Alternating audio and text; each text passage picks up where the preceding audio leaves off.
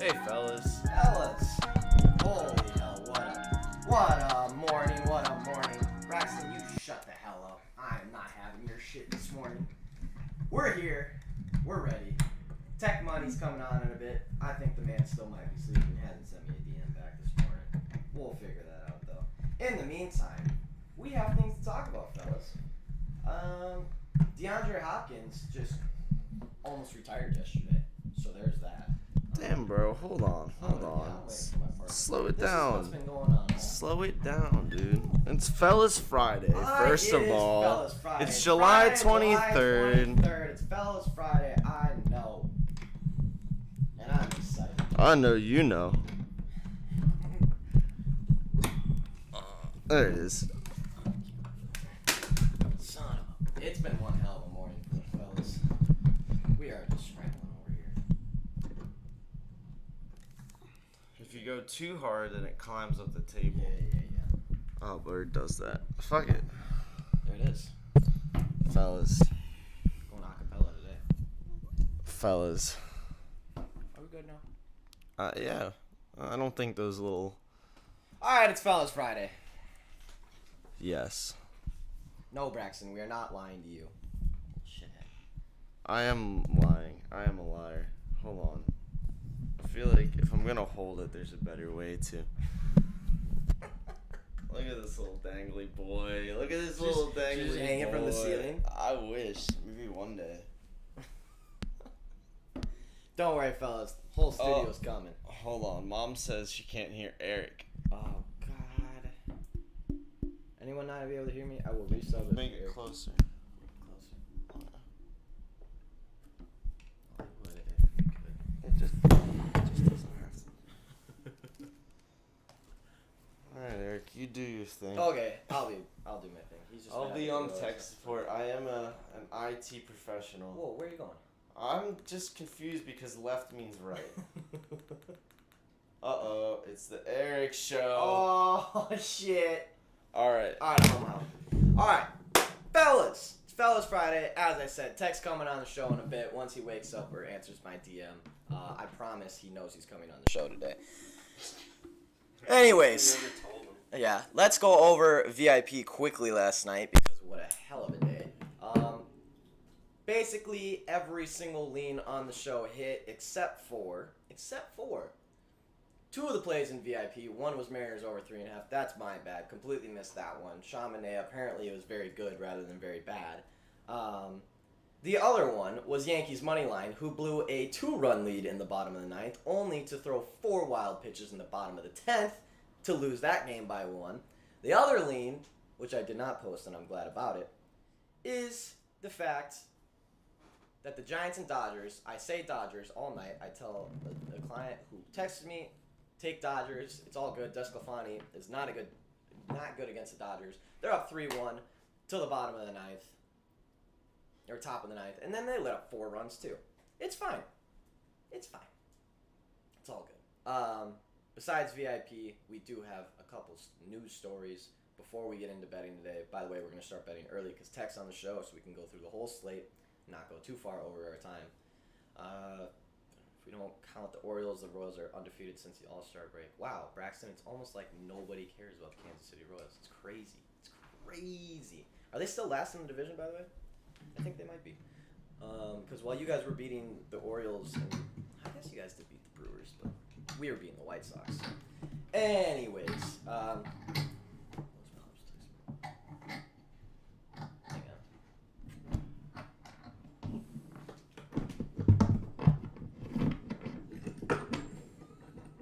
My tech guy is really working hard today. He's not too late. Alright, both of our parents are texting us. Anyways, news for yesterday. Sorry about this technical difficulty. We'll get this all sorted out soon. How's my volume, everyone? Everyone, is it good? Is it good now? We're okay now? That does seem kind of quiet. Why does it seem so quiet? Very quiet. Is it up on the thing? Everyone hear me okay? We'll figure this out.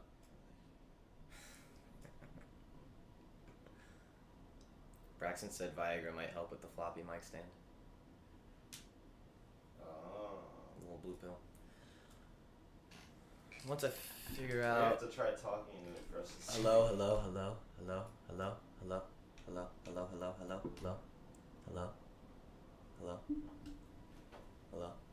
We all good? Sure. Alright. Let me know if you guys can't hear me. Going over a couple news stories from yesterday, and this morning, actually. Yesterday, DeAndre Hopkins deletes a tweet that says, "My future in the NFL is in question." If you don't know why he tweeted that, is because the NFL came out. Perfect. Stephanie can hear me. We're all good. So if you don't know why he tweeted that, it is because the NFL announced yesterday that if you have an unvaccinated player on your team and they are the reason that you have a COVID outbreak, or if you have a COVID outbreak and there's an unvaccinated player on your team, I don't know the exact definition of the rules, they are allowed, the NFL has the power now to forfeit your team, basically. So DeAndre said, wow, basically along the lines of, I'm not allowed to have my freedom without hurting my team. My future in the NFL is in question, is basically what he said. Now, DeAndre Hopkins is borderline the best wide receiver in the NFL. If this was someone else who tweeted it probably wouldn't have even made a headline. Probably just been a petty thing. But the fact that this is DeAndre Hopkins makes it a bigger deal. And I would like to address both sides of this because it is a very interesting thing. One side is the NFL actually forfeiting teams for unvaccinated players, which I get it. It's your league. The all unvaxxed team would be the best offense in the NFL. It would be crazy. It would be crazy. So, there's two sides of this. There's one side where it is the NFL. They do hold the rules in their own organization. They can make whatever rules they want. So DeAndre saying, "Oh, that's not freedom." Well, DeAndre, you play in their league, so you follow their rules. That is not. That's true. That's not how normal freedom works. Yes, if it was the government making you do it, absolutely, that's a different story. But this is the NFL, which you agreed, you signed a contract to be a part of, so your freedoms go out the door when you sign that contract. On the other hand, also, neither team gets paid if no game is played. Oh, that's interesting, Stephanie. I did not know that. On the other hand, this seems a little ridiculous. The fact, I don't know how to word this, but it just seems a little ridiculous that you'd be one player on one team. Like, imagine you have a 52-man roster, 51 of you are vaccinated, one is unvaccinated. There's a COVID outbreak that's not even deal with the dude who's unvaccinated, and your team forfeits because of that one player.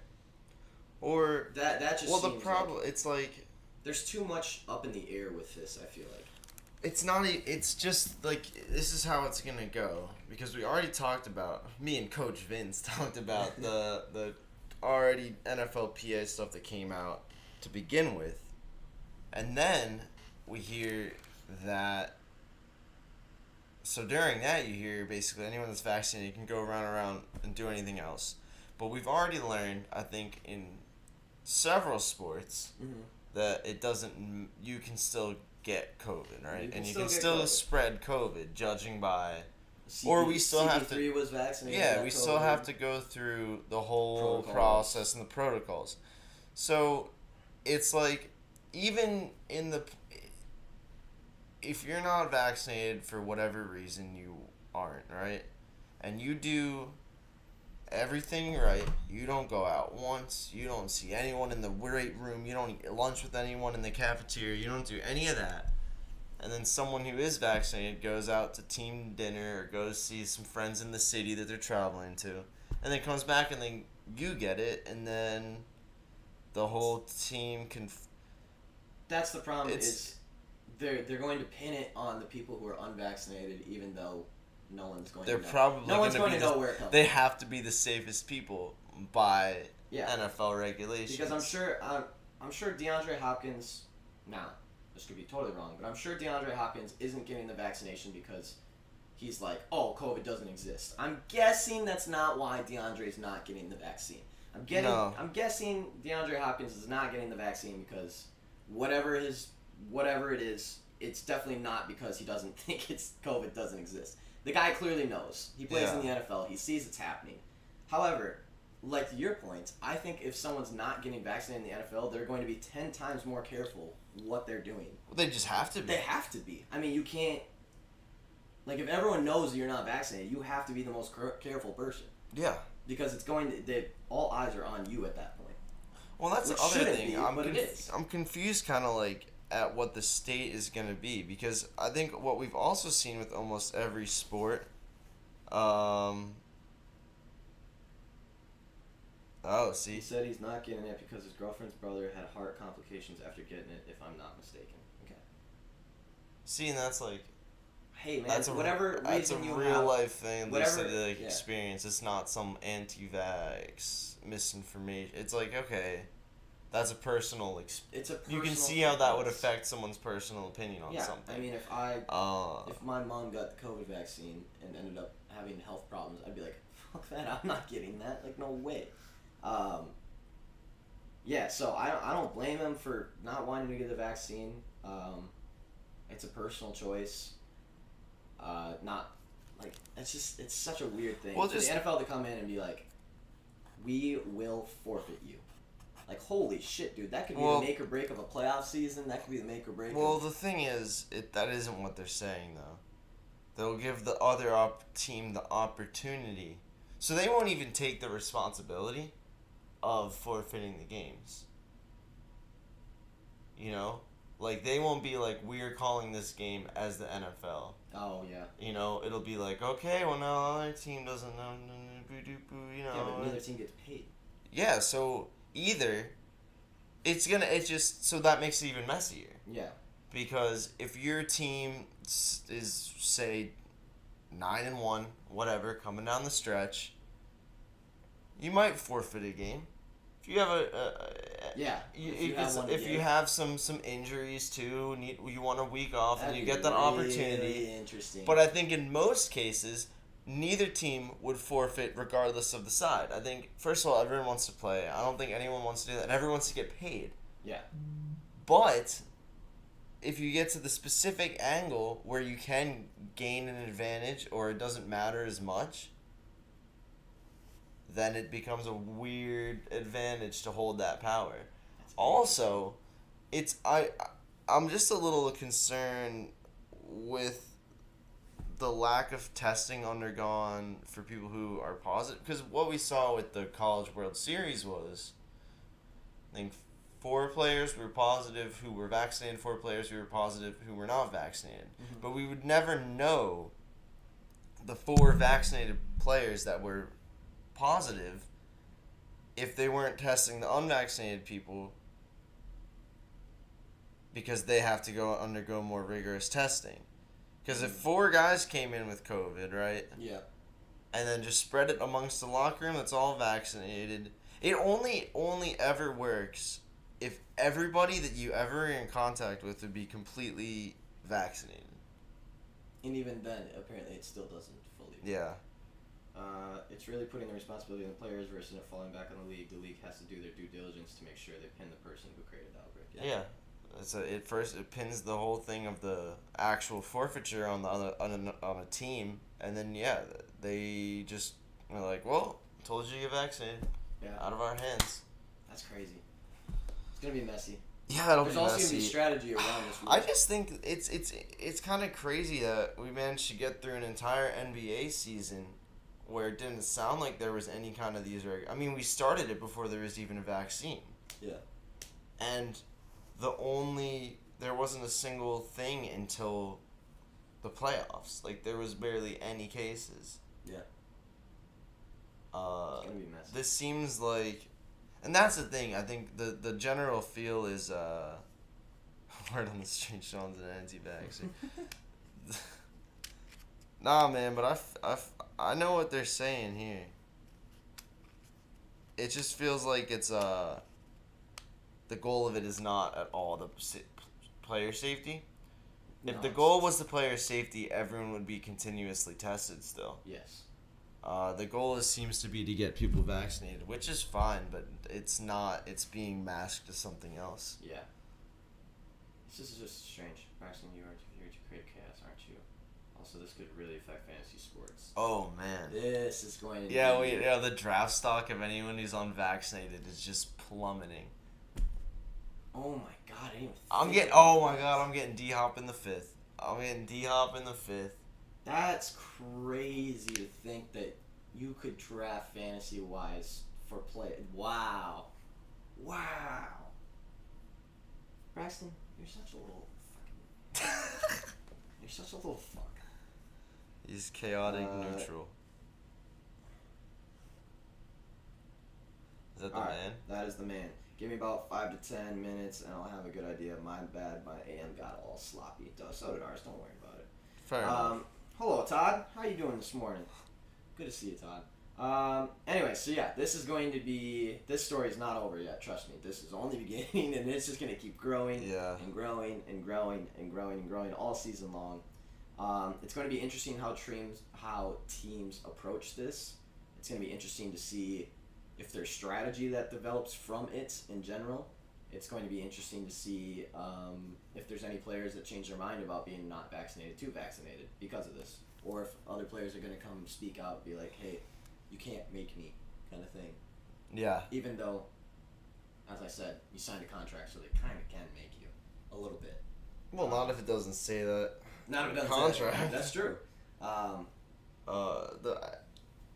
think that the main thing is it's really hard for I think players to speak on it because it puts them in a bad light. I mean, it not only puts you in a bad light to your team, where now it seems like you're bringing a disadvantage to your team at not being unvaccinated now is a disadvantage to your team. Basically now. Yes. Per sources, Belichick has already synthesized COVID and is planning on slipping it into the other team's waters. I like it better when Braxton has class during the show. No, I think he might.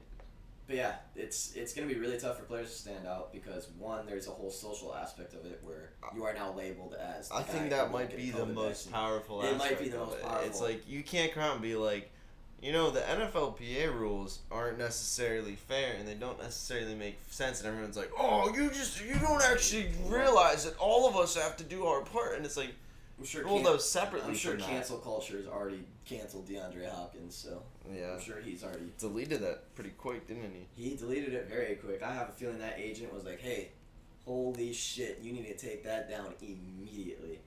Any chance we can mainstream it to the Chiefs? Give him that Belichick COVID juice. Give me that Belichick, yeah. They're gonna put it in the TB12 supplements. Ooh. It's a hell of a lot of people who buy those supplements. Oh, I'm gonna get on that. I'm gonna get on that TB12. I'm gonna save my MCL. Alright, so enough of the whole vaccine stuff. We have one more story today. Just broke, what, half hour ago? Yeah. We no longer have the Cleveland Indians, everyone. They are no longer a thing. We now have the Cleveland Guardians. Their logo is so stupid. Is it really? But their name is pretty cool. I don't like the name. You don't like the name? I kind of like the name. I like the Guardians.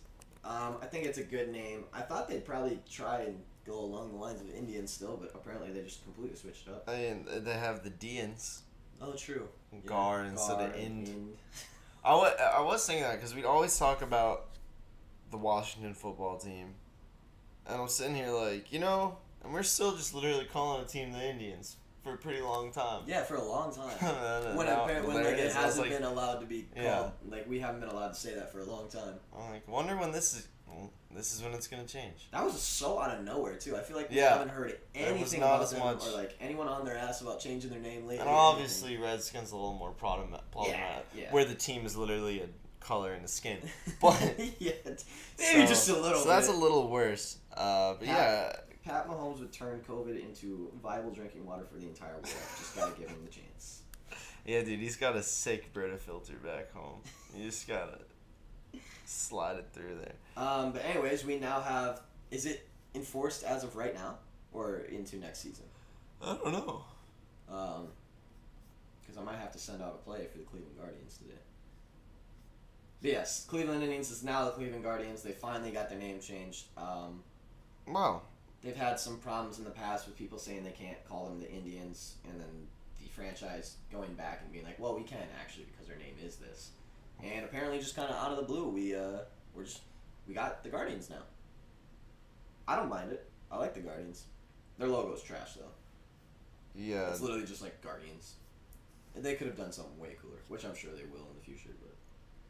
To me... Not a great crack at it. Guardians for a baseball... Oh, did you see the G one? The little... Actually, they're like... I guess it's an alternate. I actually really like that. Do you? With the... I always like 3D... Yeah. Text looking stuff. I don't think they're just simple Guardians. Anyways... It'll go into effect after the season. Oh, okay.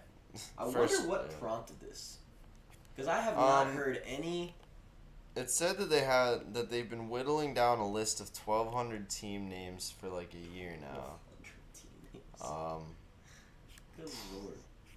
How do you have 1,200 names and settle on the Guardians? Like, isn't that like a very common? It's very regular. I mean, like, I feel like for a Cleveland baseball team as the Guardian, because as a name it's not bad, but I don't see it as. I don't see Cleveland being the Guardians. Like much. when the XFL Guardians, the New York Guardians. Yeah. That was cool because they came out big, tough, like all gray and like dark, and then like big football boys, and they're guarding the city of New York. Yeah. I thought that worked better. Is there anything to guard in Cleveland besides LeBron? LeBron's school, not even LeBron. Yeah, just his I'm pretty school. sure. They were originally going to be the Cleveland Spiders, but they thought it would cause Cleveland fans to take their anger out on innocent spiders. This man is on drugs this morning. This man is on so many drugs. Can we block him from our channel? I think I'm gonna pin every single thing he's written so far. Good lord, Braxton. Dude, How that would many be drugs so. did you do this morning? That would be so sad if everyone just started smashing all the spiders though. After they lose on like a walk-off homer, everyone's just like, spiders. Pops, relax. Those are the only two stories that I really knew of coming on to today. I want to hear whatever other things they have, like what other names are maybe in contention. What I don't understand is they've had other names in their franchise history. Mm-hmm. Now, keep in mind, it was 1901, they were the Blues. 1902, they were the Broncos. And from 03 to 14, they were the Naps. And then they became the Indians in 1915 and have been for 106 years. Holy shit. I did not know they were the Indians for that long. This has been it's been coming. In 2018, they stopped the Chief Wahoo logo on the uniforms at least. They still sell it. What is that? The zoo? We're still alive. Yeah, we're still alive. We're still alive. Alright. So next we're going to have the Kansas City Tomahawks. Wait. I'm gonna give it a second. Alright. No. Maybe. Whoa. Here we are. Maybe. I mean, if the Indians is a little not professional, aren't the Chiefs kind of not professional too? With their logo and everything? I think the logo possibly. Yeah, the logo. But I don't think the name Chiefs is inherently anything. Isn't it? It's just like be like saying a king is disrespectful to any place that has a monarchy. Yeah. You know what I'm still mad about? No. I'm still mad about North Dakota Fighting Sioux. Still mad about that one. Yeah? I still don't think that should have been changed. So you think this is all based, if the game is canceled, I think we will see teams using their extended... Oh, shit, are they behind? Maybe not. I am 1 out of 165,000 Cherokee, and I have no problem with it. Comments earlier got me weak. But no, I'm still mad about the Fighting Sioux one. North Dakota Fighting Sioux. Yeah, not necessary, I don't think. The problem was, too, the Sioux didn't have a problem with it in North Dakota. Right. That was the biggest problem with it. It's like the Seminoles. It wasn't who you thought you were offending that was actually offended by it. It was everyone else that was like, oh, you can't have that name. And then the Sioux tribe was like, actually, we really like that name because, like, that's what we've done. Yeah. Like, that's what we pride ourselves in is our ability to fight. Where's Tack at? I wonder if he's coming soon. Let's see if the man has DM'd me. He has not. Well, we'll get him shortly. We'll probably just get him at 11 o'clock for beds. That's perfect. What other news do we got? Do we have any other I'm news? gonna be somewhere eventually today. Yeah. We'll go for... if we start 11, we'll go to 1:30. Yeah. Some headlines that made. Apparently, Jameis Winston has a QB battle on his hands. What do you think about that? Well, I think he's gonna win it. You think he's gonna win it? Because... You think he's a baller, obviously. I think he's better than Taysom Hill. I would agree with that. I think I would agree. Well, then there we go. I think you'll win. Think he's a top 10 fantasy QB this year? Yeah. You think so? Absolutely. I mean, he's going to air the shit out of that ball. Yeah. You know he will. And now he can see, so. Yeah, oh, yeah. No, I think that dude's always going to be a top. Braxton, we already talked about that yesterday. Idiot. Just talking about the Oklahoma and Texas going to SEC. Oh, yeah. That is really big interesting. shakeup. Apparently, this has happened in the past, though, where they've talked about these kind of teams going to the SEC, and it hasn't happened. So that's one to just kind of sit on that one, because we really don't know yet. Yeah, we really don't know. How many Olympic athletes are officially not going because of COVID now? Are we in the hundreds yet?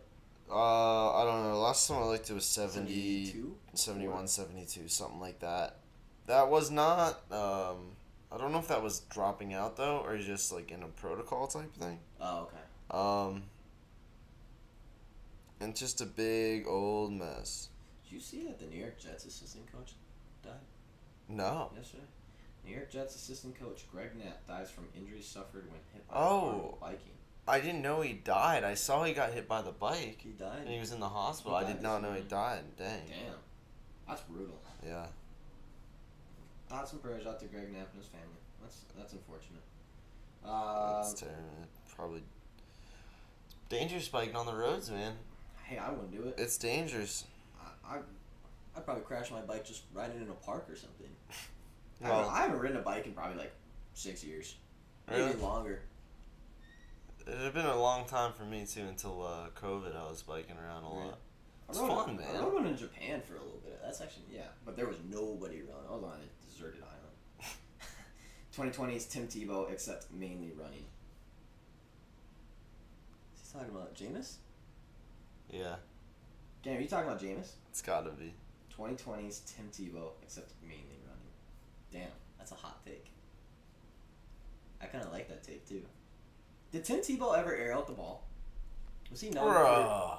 Is he known for throwing deeper? Tim Tebow would bring the ball back down to like his hind quarter, and then it would go like 85 yards and win him a playoff game. Tim Tebow He's could talking about do. Taysom Hill. Oh, Taysom will. If he wins the starting job. Taysom will. Yeah. Every time He Eric won't. mentions he went to Tokyo to take a shot, we'd be drunk as shit. We'd be so drunk.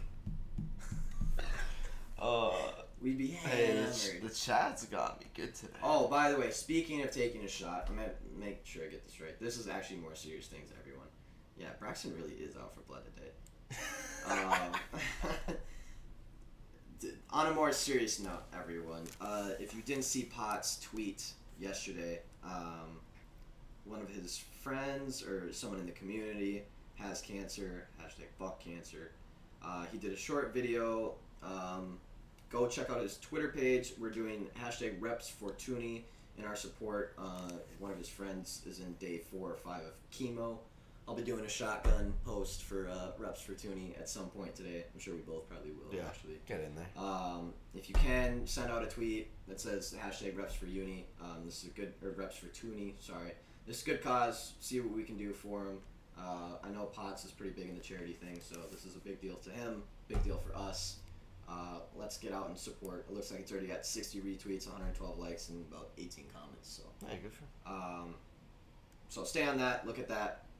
Go tweet at him. I'll do some kind of something later on today for it. So just keep an eye on that. It's a good cause. It seems like it's very close to him, so let's help him out. Sure, we'll do a retweet and share. Thank you, Stephanie. It may be a touchdown or it may be an interception. Who knows? He just chucks it.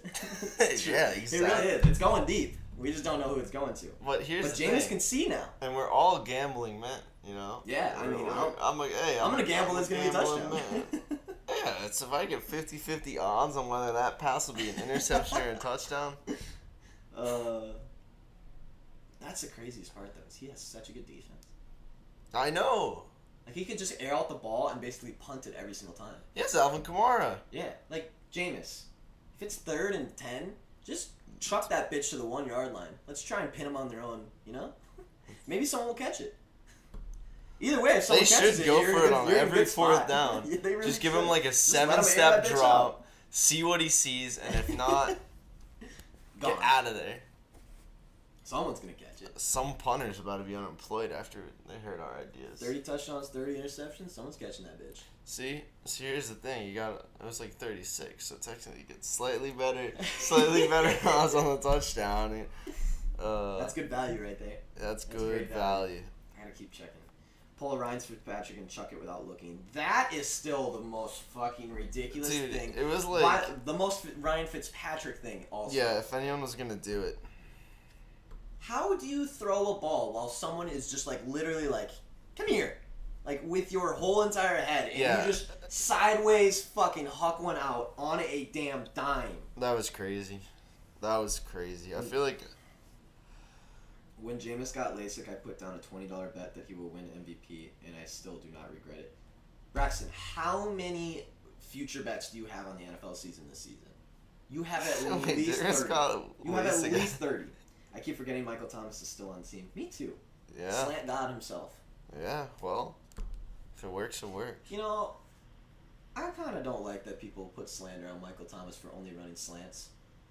It's like, dude, he's the best one that's doing it. Like, yeah, he only runs slants, but it's also the best one. He has Drew Brees throwing to him. I guarantee you. Duck 14-yard I guarantee you, he's not running slants this season. Or obviously he'll run some slants because he's a wide receiver. But like, come on. You think with Jameis in there, he's gonna be doing like 7-yard slants? No, of course. They're just gonna give that job to Kamara. Be like, Kamara, you're the slant guy now. Michael, you just do whatever. Yeah. If he can see you, he'll hit you. Nah. If he can see you, he will throw the ball in towards your direction. I'm so excited to see. I think he could be, like, actually really good, really, really good. Oh, Braxton. Don't worry about my future. Stay focused on yours, King. Hey, at least call me King. I'll take it. Should we just like sit here and watch the chat go and just make a show out of the chat? Because honestly, that's where we're at today. Braxton's on one. Braxton is on one. This man woke up 8 a.m. sharp, ripped a line of Coke, had a little bit of food, 8:15 sharp, ripped another line, then started toking up, ripped another line, popped a Viagra, and ripped another line, and then hopped on the show. Is that what you did? I think that's what he did. Maybe not exactly in that order. Yeah. But damn close. Same kind of schedule. I'm almost positive.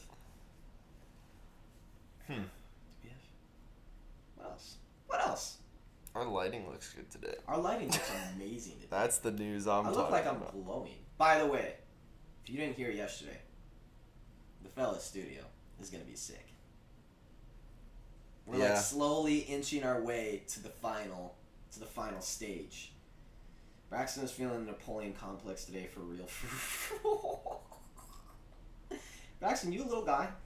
You a little guy? I can see Braxton being a little guy. Yeah. Yeah. Little guy. The little Napoleon. Oh. Oh. Dude, even this article is stupid. So they're saying first of all, the headline is literally Bills receiver Stephon Diggs, not Cole Beasley, reacts to non-vaccinated player forfeiture rule. Okay, so at least you think. First of all, Cole Beasley's in the headline, just for the sake of... for the sake of what happened earlier. Yeah, what he said. Not Cole Beasley. Okay, so it's not Cole Beasley. Thanks for telling me that. That's in... You have like 10 words to tell me the most important thing, and you're telling me that Stephon Diggs is not Cole Beasley. Thank you. And then this is his Who is it? Oh, it's his. No, I don't know who this is. I do. He's annoying. This is something else. This is from something else. But this is his reaction to the non-vaccinated player forfeiture rule. You think it's just literally accountability, availability from a tweet. That's it. This is an article about Stephon Diggs saying accountability, availability. And then it goes on to say that it's good because vaccinated players will only be tested once every 2 weeks, so if they get COVID, they won't just be suddenly unavailable and they'll be around everyone. That's literally the reason. Why would you test them every 2 weeks? I'm sorry, vaccinated. Oh, okay. Well, still, why what they're saying, the article's like, they're more likely to be available because they won't be tested for 2 weeks after their most recent test. Thus, they can't be suddenly unavailable. So they're in a locker room and at the facility.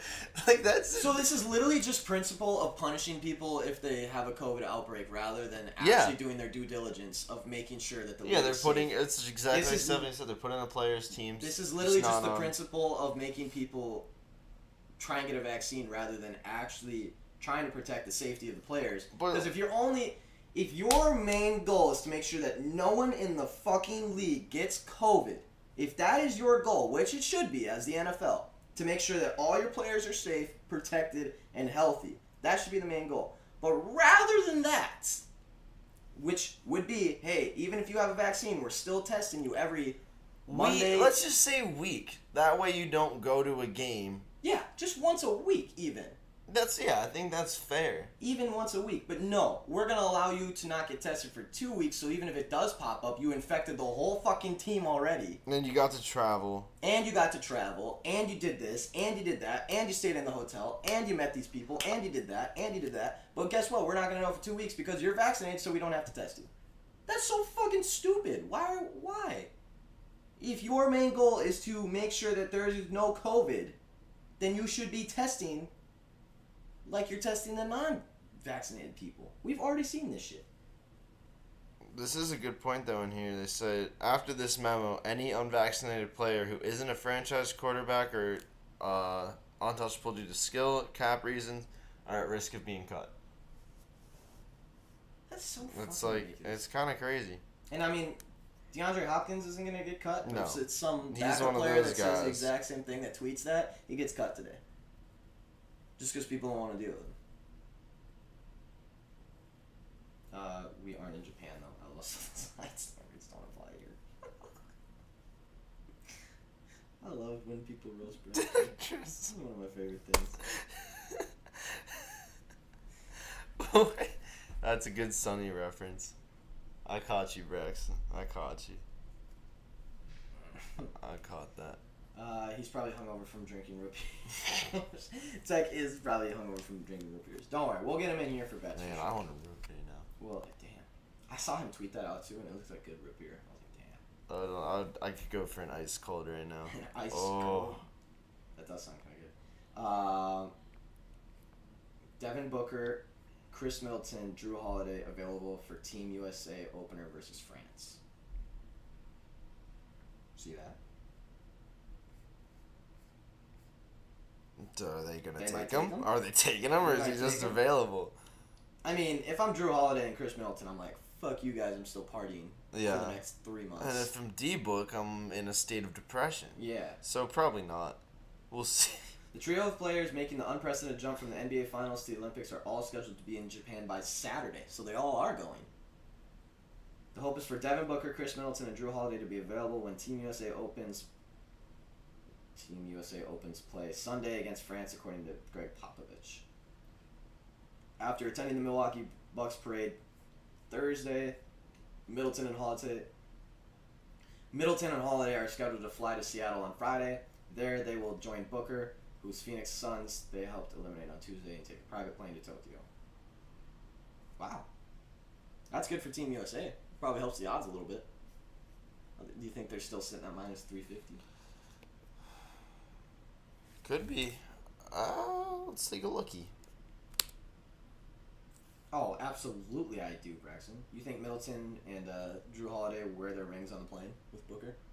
Fuck yeah. Absolutely. Yes. I would. I'd be like, hey, D-Book, look what I got. They sit down next to him. They don't get their rings till next year, though. Do they get, like, temporary rings? I don't think so. No. They have to make them and everything to fit the fit. Yeah, I suppose.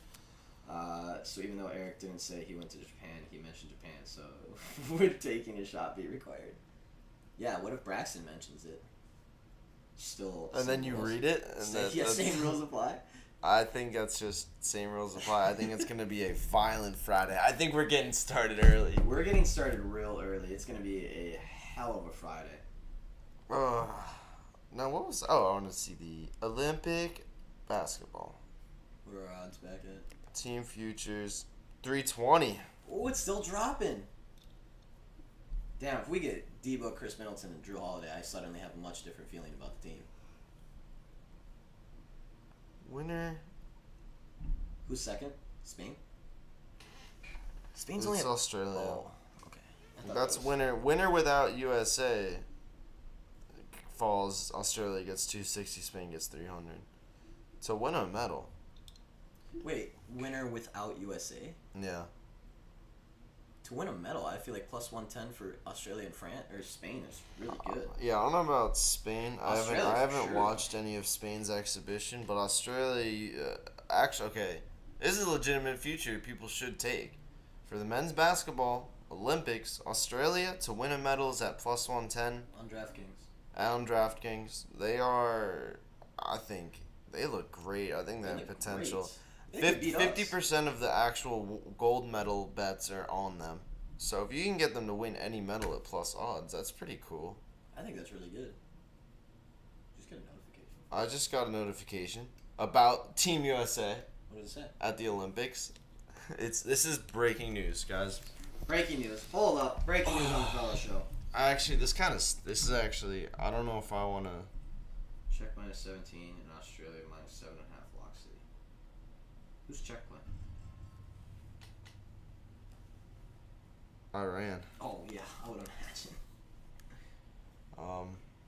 Alright, but let's be serious now. What happened? So, today, we have something tragic happened to Kevin Durant. So, Team USA was singing. Team USA was singing "Happy Birthday" to Kevin Durant, but it wasn't his birthday. Or is he gonna quit now? Well, he got pranked, He's gonna quit. and right now is the key time to see what happens between the prank and his reaction. I'm just He's gonna saying. quit. Yeah, I think so. This would be the most KD thing I've ever seen. Is getting pranked and then quitting the Olympic team. I wish we didn't live in a world where my phone vibrated when Kevin Durant gets a prank played on him. Like, what? Okay. That's kind of funny, though. They sang Happy Birthday. Yeah, they to got him. the He was whole team pissed. around him. They were going happy birthday. Apparently he was pissed. Yeah, JaVale McGee was involved. That's all I know. Oh, poor KD. Go find a new team. Maybe that'll help you. Seems what you do every single other time something doesn't go your way. Fucking snake. Come on, aren't we over that yet? Yeah, we didn't have many people in the show yesterday hearing my KD rant. Yeah. Now everyone's gonna hear my KD rant. Oh, fucking snake. His birthday's in September. Wait, yeah, I want to hear it. Just put it on the mic. Oh, he's fucking pissed. He's so mad.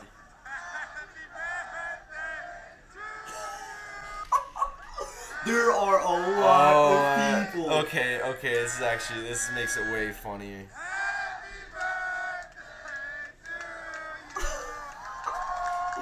Guys, he has, if you haven't seen the video, go look up the video. He has an entire, what is that, an airport? Yeah, they're in some kind of like An entire large public place, and clearly everybody who wasn't on Team USA truly and genuinely thought it was Katie's birthday. Singing with passion, singing with heart. His face is so angry too. Nah, he laughs at He that. does, No, yeah, he looks around, he's just like...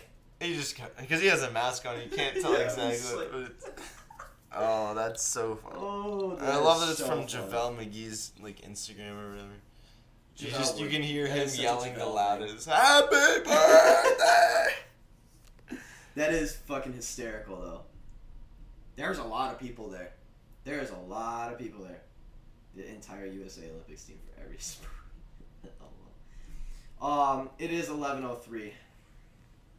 Braxton has stopped doing lines of coke, it looks like, so we'll kick it to bets real quick, or kick it to a break real quick, come back, all Draymond's idea. Kick it to bets real quick, come back, hopefully we got tech. Hold on, do I hear him? Did you hear him? Did I hear the mascot? I heard a mascot. I think I heard the mascot. See if I can convince him this time. Yes. Hey, buddy.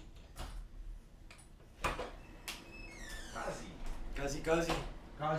We have an official fellas mascot, by the way. He didn't want me to, he was trying to stay, as soon as he heard the door, he went around the whole wall. Mud wrestling 1v1. Who wins? Eric or KD? Caveat: KD just took laxatives.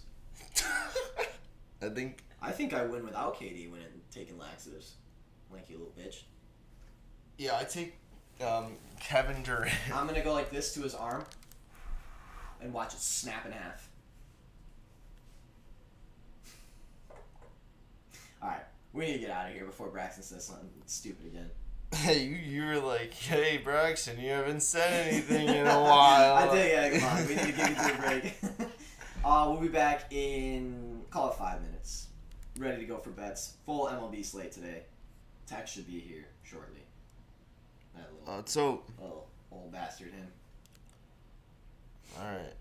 And it's a break.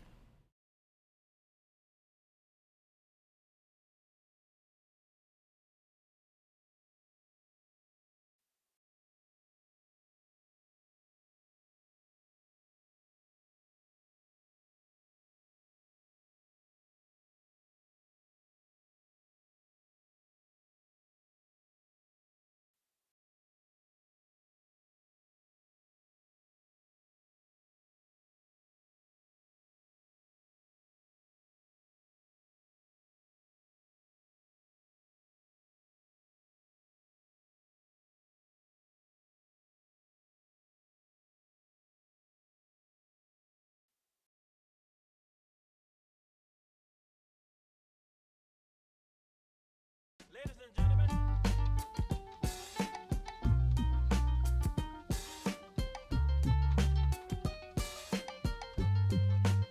Fire. When the world bless, we know we God bless.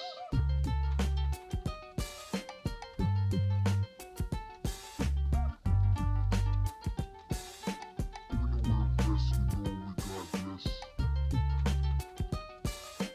When the world bless, we know we God bless. When the world bless, we know we God bless. When the world bless, we know we God bless.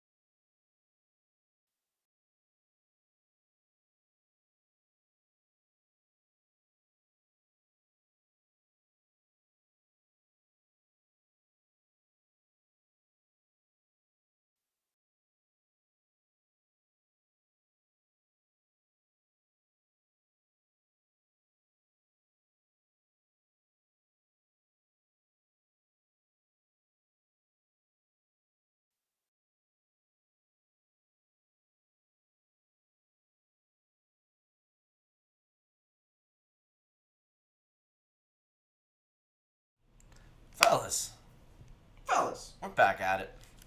Hang on. Tech message me. Tech message. Tech message. I gotta figure out the code to the Zoom real quick. There it is. It's the third thing is 999. Yeah. I don't know the first or the third. No, the second thing's The second thing is Second. 999. All right, we're back. If We're anyone ready. wants to infiltrate the Zoom call, Eric you have to doesn't guess the want to catch other. these hands. I'm like a spider monkey out here. Braxton, He's like spider. eat your fucking corn. Bro, Go wait. away. They're scary though. Spider monkeys. They're Are scrappy little things. Monkeys in general are scary. Yeah, little dude. When animals. they get out It's the not teeth. like the nice ones that you see on TV. No. Monkeys in real life are not nice creatures. They're mean. Anyways, what about a match between you and Eric Braxton? Haha, who we putting money on? Yeah, I would beat the living piss out of Braxton. I just want to put that out there right now. Eric, we can't talk about beating this shit out of the people in chat. That's Why? Are we gonna get a strike for that? That's a. They're small but mighty. Just like Braxton, little Napoleon. No, I would literally step on Braxton. First game of the day. Dude, Fellas Friday is always on one. Alright, here's a real question everybody has been asking. Eric with knives his fingers and off 500 grams of crack is in the octagon with a teenage grizzly who wins. Bro, teenage grizzly every day of the week. I was asking that in my head. Grizzly wins every fight ever against. But you every have man. knife hands. So does he. Yeah, but he doesn't know that. He's just a bear. They already have steak knives for fucking claws or whatever they have. I think They're literal steak knives. I think a knife hand puts the bear at a disadvantage. But then their hide is like a foot thick. Like you can't even put a knife through a bear. Yeah, but he can't walk. I can't run that well. He's trying to balance on knives. Bro, you know my knees? I can't run. Oh shit. You know my knees, bro. Yeah. You know the capability of my knees. They don't last very long. They don't go very far. You need those ice packs. The bear is not off crack though. Oh shit. It's a tough one. Anyways, we need to get into bets today. I should probably check if Tech's around. We'll wait for bets until Tech's here. We'll give him the spotlight. Yeah, wait, then it's only a teenage grizzly. It's not even full grown. I feel like Eric would have a heart attack off 500 grams of crack before the grizzly got to him. Well, Stephanie, you clearly don't know me that well. I would take that shit like a champ. Dude, I don't think you'd be worried about your knees. That's I don't think I would that's feel for my sure. knee. I I don't would think feel you'd be my worried knees. about knee pain if you were fighting a teenage grizzly bear with knife fingers. Dude, not the knife fingers though. If you're just like, I just keep thinking about scissors hands now. yeah. And I can't stop thinking about it. Tech! Think you heard me? He might have. He lives kind of around here. Yeah. He doesn't live too. I think he lives in Jersey. I don't know. Tech! Wait, Eric has weak knees. Haha, I found my angle on this epic match. True. You just exposed your Achilles, bro. Not your literal Achilles. My Uh Achilles oh. are fine. Looks like your call worked. Ah, look who it is. Look who we got. Do we just go right in? No, we should probably kick it to All a right. minute break. Yeah. Just break in. Just a I setup don't want break. to throw him right into the. Yeah, it's a Especially setup with break. Braxton doing this shit. We got some goon. All right, we'll All be right. right back. Texas here. Yes. Texas here. Texas.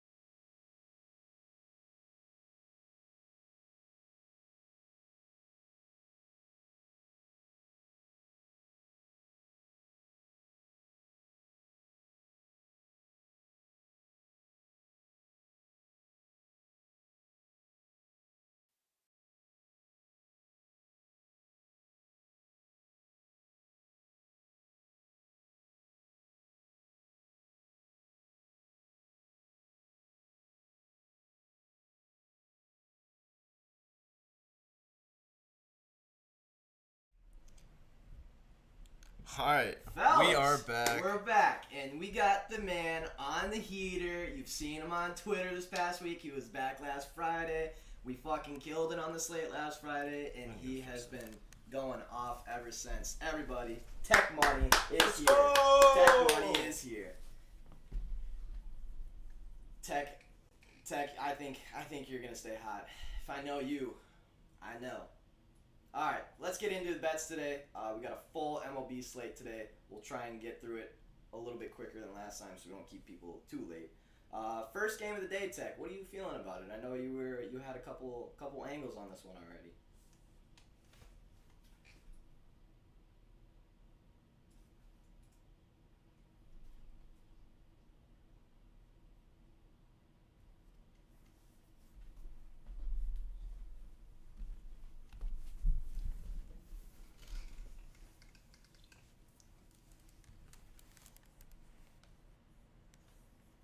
Can't hear Tech.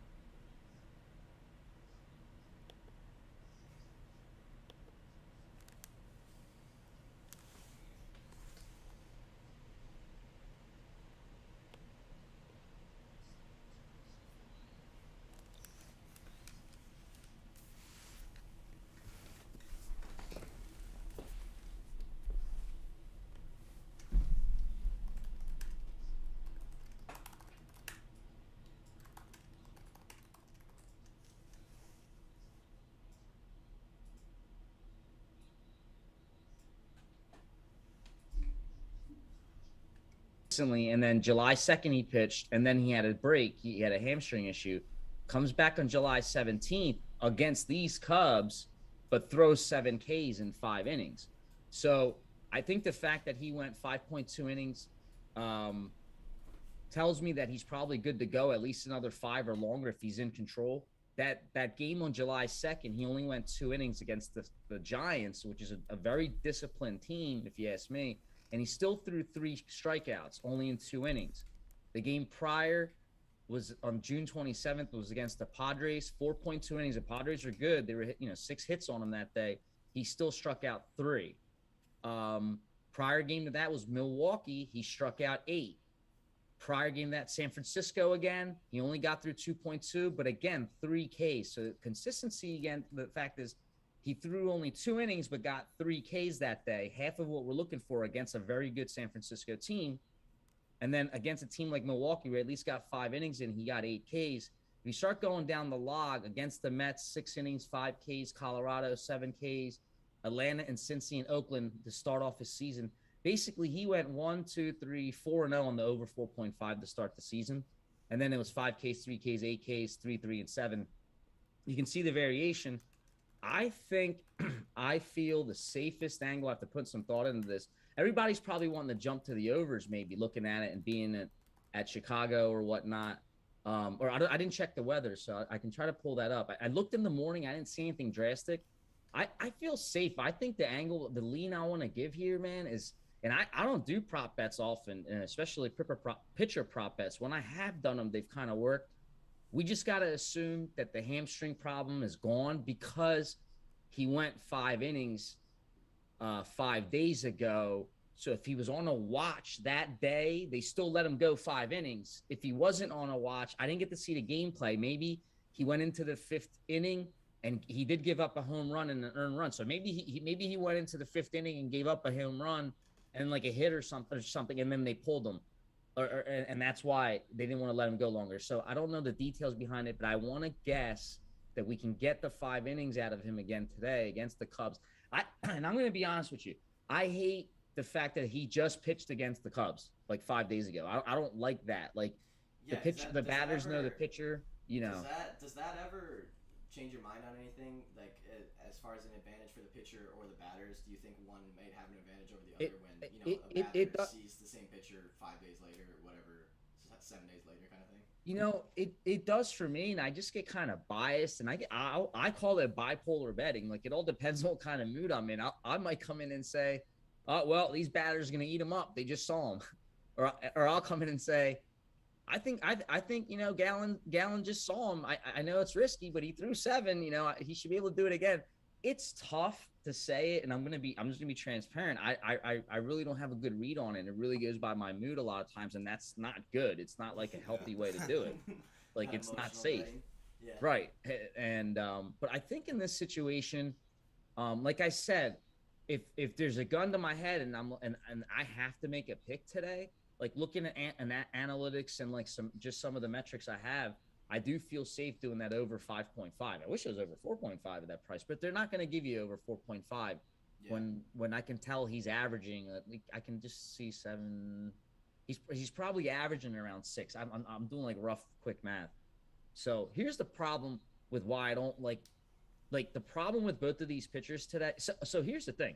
Zach Davies is very bad on the strikeout rate. So maybe we can talk about another lean. And you can interrupt me. I start rambling. No, but, you're good. Ramble away. This is the information we need. Zach Davies is 14.5% strikeout rate. Anything below 20 is bad. This dude's like 6%. That's way below 20. That's way below. And he's got 97 inning sample size. So this dude's not striking anybody out. He's given up 12.2% walks. That's very high. Remember, anything above 10, we attack. Now, Gallon's also 11.2% on the walks as well. But he's got that extremely high strikeout rate. So if he's healthy and due to go today, I wish I knew this beforehand, because I would have tried to like look on Twitter and see if there's like what do you call those guys, those reporters or whatever that might say, oh, Gallon's due for 70, 80 pitches. So we would see a pitch count out there or write up or something out there. I didn't do that homework, but Gallon also has 47.5% ground ball rate. That's super high. That's good if you want to support a pitcher. But so does Davies at 44.4%. Both of these guys are similar with the hard percentages and hard hit. So far, even home runs per 9, they're so Gallon's 0.96, 0.83. What's this line? Is it like almost like a pick'em? It's basically a pick'em. Arizona's on the road at plus 120. Chicago's at home getting minus 140-ish. I'm looking at tickets and money. It looks like Cubs are getting stacked on with the tickets at 66%. But remember, we've talked about it before, when we feel like a team's getting parlayed, this is exactly what's happening. They're getting 66% of tickets, but only 46% of money, which is a 20% gap in the down, which means that everyone's parlaying the Cubs today. I don't like that, and I'm not saying I'm going to be right. Either. Yeah, because when I look at the pitching metrics, there's nothing that so when I meant what's the line, is it a pick 'em? I should be more clear. I was thinking maybe it's a pick. They don't do freaking pick 'ems all of a sudden for baseball, but I thought it was gonna be like a minus 110 to a minus 120 for one of the teams. Yeah, but I mean, I'm looking at DraftKings. I'm 145 for the Cubs. Yeah. I mean, unless there's information out there saying, sorry about that. That no, don't worry about it. God, I wish I looked. If there's something specific about Gallon, they're like, oh well, he's tweaked something or he's going 3 innings. I don't like that bet, and I would be. I don't like the Arizona offense, dude. Like without Ketel Marte, they just. That was what I was gonna say too. Does it matter if Davies can't strike out if the Arizona offense, just consistently strikes out more than a lot of teams? So I'll tell you what, I just pulled up Arizona. Their offense isn't bad on metrics. They're at 23.3% strikeout rate, which is middle of the league, and that's not bad. Because the ones that are bad have been staying bad all year. It's Detroit, Chicago, Seattle, Milwaukee, Miami. They're at that 26% threshold. When you start looking at below 23.5, I want to say like literally where Arizona's at 23.3 and below. Remember, ignore Houston at 19.4%. They've been down there 18, 19 all year. Pittsburgh's been at second place all year at 20 to 21. So just get an idea of this. The second place team, the set of second place teams of not striking out are at 21.1%. Then there's a couple at 22. Then you get a bunch at 23. That's a disciplined team. And how I can tell you that is on base is 317, Woba's 311. I wish the ISO was stronger, but it's hard to get this year. So they're getting on base. Their Woba's good. Their hard hit as a team is 37.1%. Wish it was above 40. At least it's close, but it's hard to get that this year. They don't strike out, and they have a 9.1% walk rate as a team. They're almost near that 10. So, yeah, I don't get this. I don't get the line. I don't understand the line. I guess there must be a lot, unless we're missing information on Gallen because of the hamstring thing. Now, just looking at just like the charts, I'm just gonna think that I think he's ready to go. Because that on July 2nd, he only went 2 innings. I don't know if he got hurt during that game or if he just got, because he only let out 1 run. No, 3 earned runs in that July 2nd game. So that's what must have happened. He probably went to the second inning, gave up the home run with 3 runs, but he still had 3 Ks into that. I don't. That's San Francisco Giants, man. They're that's a good team. The Cubs, I don't fear the Cubs this year at all. I don't. Yeah, and I feel like this line is. I mean, based off what I was even looking at before you got in here, I also felt that this should be more of a pick-em than what it was because I see both starting pitchers along the same lines. I don't trust the Cubs' bats at all as much as I don't trust Arizona's. And to see Arizona getting up to plus 120, plus 130, that's just kind of like a Vegas line, I feel like. That's just one of those things where it's the Cubs at home against Arizona on the road. Nobody wants to bet Arizona, especially since they've been winning a couple games. We saw that guy on Twitter who was like, I'm slamming the the Pirates today because Arizona Diamondbacks won 2 in a row, and they haven't won 2 in a row in how long? I feel like this might be Vegas tweaking the lines a little bit to make people want to throw that Cubs in a parlay, want to throw the Cubs in something, which is clearly working because they're getting way more tickets than they are money. So I think you're pretty spot on in this. The value is definitely on Arizona. Now, do you trust Arizona enough to actually lay that line? Do you trust... that's a big question. As an early game, I normally don't like whenever I see odds that don't make sense as an early game. I normally stay away no matter what. Just because early games seem to always have funky shit going on. Yeah. But yeah, I think if it's William Hill has plus 130, and that attracts me. Yeah. Even as like a plus 1.5 kind of thing, if you're throwing it into something, it seems like Vegas really wants everyone to bet on the Cubs right now. No, I like the Diamondbacks. No, I'm not even after talking through the game, I came in here thinking we should bet over 5.5 strikeouts. I actually do think that's a good lean. There's a risk with that situational of what Gallen we're getting today. I didn't read if the manager's putting him on a pitch count. I didn't see that. What's good to know is when he is barely going a couple innings because he gets in trouble, he's still. And he's never thrown less than 2 innings. So do you know what I mean? Even in a bad day when he's went 2 innings, he's thrown 3 Ks. So when you got a team like this, that's a very high K team. Only situation is, again, he just played him the other day. But you get plus 130 money line. Look, my lean, I'll give 2 leans with you guys. Diamondbacks plus 130 money line and Gallen over 5.5. Because I didn't do homework on what's up with Gallen, I guess I'd say, dude, take the Diamondbacks lean instead if you had to pick one, because if Gallen's on the leash, then we're fucked anyway, early that we're miserable. At least in this angle, we still do the same homework. We still got a shot, Yeah, still have a shot. We have a lot of money on a plus 130. Look, I'll be honest with you. They're plus 115 at BetMGM. Don't take that. Don't take a plus 115. That's stupid. But a plus 130... Or stronger, let's go. I like that number. I'll give you 125 because it's on DraftKings. I'll give it 125 or better, but don't take the 115. We could, because we haven't talked about all the other games. There's probably something stronger. That's all. Yeah, I agree. But plus 130 is a really good number, and we've been doing good with dog bets all week, man. Even yesterday, when I look back on hindsight, I should have been able to give I should have been able to say, oh, well, I gave that Twins over 4.5 lean, but I actually think back, and it's not like hindsight. It's more like you know what? I got scared to want to think that Heaney would show up, and that's why I ended up talking that game so weirdly in my live thing and still giving it. I said it.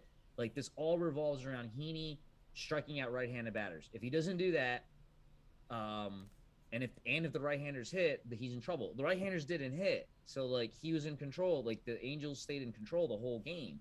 Nobody expected that, but we actually covered that in the video. Like if this happens, this bet's not gonna work. So like at a +1, I think I saw the damn thing at like plus 140, 150 again. Yesterday, Yeah. I could be wrong. Angels, we should have just been like, yo, we're hot betting these dogs. Like put a little bit on this, but with that angle, like I think D-backs, like I think it's a good line. Okay. Moving on to the next game of the day at 7:05 tonight, we got Atlanta at Philly. Looks like Max Fried on the mound for Atlanta, Zach Wheeler on the mound for Philly. Just to kind of quick dive into this, I see the under/over set at 7.5, which immediately feels low. I know Zach Wheeler has been throwing some gas, but he has struggled in his last two starts. I feel like he was just dominating everything, and then the last two starts has raised a question mark above his head for me. And then Max Fried, that's where I don't understand the 7.5 really, because I don't see Max Fried as a good enough pitcher to have a line of 7.5. When I see 7.5s, I think of Clayton Kershaw versus Max Scherzer kind of thing. Those are the kind of pitchers that I expect 7.5, not Max Fried and Zach Wheeler. So I'd like to hear your intake on this one, because when I look at it, I just see a good pitcher versus a decent pitcher. Yeah, and like it's hard for me because like if you've gotten to know me a little bit, like I have like such resentment and biasness against Philadelphia organizations, and and when I saw 7.5, I'm like, are you kidding me? I'm like, it's a very small hitters park in Philadelphia. The only issue here, and it's a big deal. We talked about this like maybe at the show last week or something. The weather totally changed here in the last like 24 hours. So we were living in extreme humidity, and now it's like spring feel. So the humidity hurts It looks some like of 80 that degrees hitting, with but 50% of humidity. yeah, but not to the point when in the MLB you're finally getting it over 7.5. Like you don't get those numbers. So like I'm with you. Like Zach Wheeler, I think you mentioned like he has kind of gotten in trouble last couple games, or at least the last game. It was it. Last two he gave up 4. Yeah. And to me, that could be showing like more of who he is. So he has a 30.6% strikeout rate. Like that's super high. Yeah. Remember, above 20 it's good. 28 you said? Yeah, above 20 it's good, and then when you're above 30, like you're just with the elite guys. You're with like the DeGroms and those guys. They're all in the 30s. I'm trying to take a look quickly here. He's fared well. Like I mean, Padres, he's throwing a lot of strikeouts up into 7. The last game 7, 6, 9, 8, 4 against Washington only. So he had one bad game out there. When he played against Atlanta last time, it was 12 strikeouts, 4 innings, no earned runs. What's good to see, if I can do it on the fly, is how he's done playing a team the second time around. If there was any situations like that, he did play Washington twice. The first time he gave up 2 runs, 2 earned runs, 1 walk, and 7 Ks. And then when he played him again, 6 hits, 3 runs, 3 earned runs, 1 walk, and 4 Ks. Yeah. Just something that I noticed when I was digging in this game this morning is the fact that Zach Wheeler is at home, where he has been more than good enough to be a solid pitcher. Also, Max Fried on the road has really, really struggled this season. Just glancing at the basic stats. Overall in the season, he's a 4.29 ERA. On the road, it jacks up to a 6.43. All season long, he's a 3.26 on base percentage. On the road, jacks up to a 3.82. Whips at a 1.33 for the season. On the road, jacks up to a 1.71. So definitely would much rather be pitching in Atlanta than anywhere else. Definitely struggles anytime he goes anywhere else. And that was the big one that I saw. Because I don't trust Max Fried to begin with. And seeing the line at 7.5, seeing Wheeler on the mound, knowing that it's in Philly, I was looking at Philly team total over on this one. Because I don't trust Max Fried, especially on the road. And I know I've talked about this before, but anytime Philly's on the road, I immediately just disregard it. But Philly at home, I'm willing to lay money on. I like your thought because I didn't even think of that. And I'm looking to see what the over. Oh, it's 3.5. Exactly. That's what I figured when I saw 7.5, that it was going to be low. Yeah, it's juiced, but that's the bet. Yeah. I like it. So here's why I like how you broke it down. Like the number one thing that I was listening to you is that I can the thing that I see all while I was listening to you, what I saw was the batted balls in play. Fried's given up 320, like that's high. So that's probably correlating to that high ERA because his strikeouts is at 23.2%. That's not that high. It's also not ugly, but where are the Phillies at? I actually don't know. They're at 24.4%. So, but yeah, you'll get whiffs on the Phillies because you got every batter, like you got Bryce and all them always trying to park everything in that small park. So you'll get them striking out, you'll get them bombing, getting the hit. But the Phillies are 319 WOBA, 319 on base, 314 WOBA, 160 ISO. I like that. A 9.4% walk percentage as a team. And then Fried was allowing 7.6% walk. So I like that because like if you were just to look at those two numbers, you're like in that ballpark, 7.6 to not between 9 and 9. And so he should be able to give up a couple walks. And with that batted balls in play, you get runs coming in. So the whole bet revolves around, is Max Fried going to come show up as a career stud today? Yeah. Like if you believe in that, then don't bet it. If you think like, all right, let's get a bit more realistic. The over 3 point, anything over, if I can see 3.5 this year, I immediately try to force myself to want to bet it, like to find ways to bet it. I think the fact that he has, and I'm forcing a way to find it because I like to look at a lot of columns here, but like the ground ball percentage is high, so that doesn't help us. His hard percentage is high or low, that doesn't help us. His hard hit percentage is 33.8, that doesn't help us. His fly balls at 29%, that doesn't help us. But 13.6% of the 29, so almost 50, like 40% or so of the fly balls do turn into a home run. Interesting. Being at a small park, all he needs to do is like have that batted ball. So have one ball get hit, you got a man on, maybe even a man walked. Let's just say a man on because he got a batted ball out. And then he has to just give up a shitty fly ball to a power batter on the Phillies, which there's a few spread out in a small park, and you already get 2 runs. So Max Fried in that to me is worth 2 runs. Now I want to see something here. Stephanie in the chat mentioned Phillies first 5 team total. Sean, do you know what the first 5 team total is?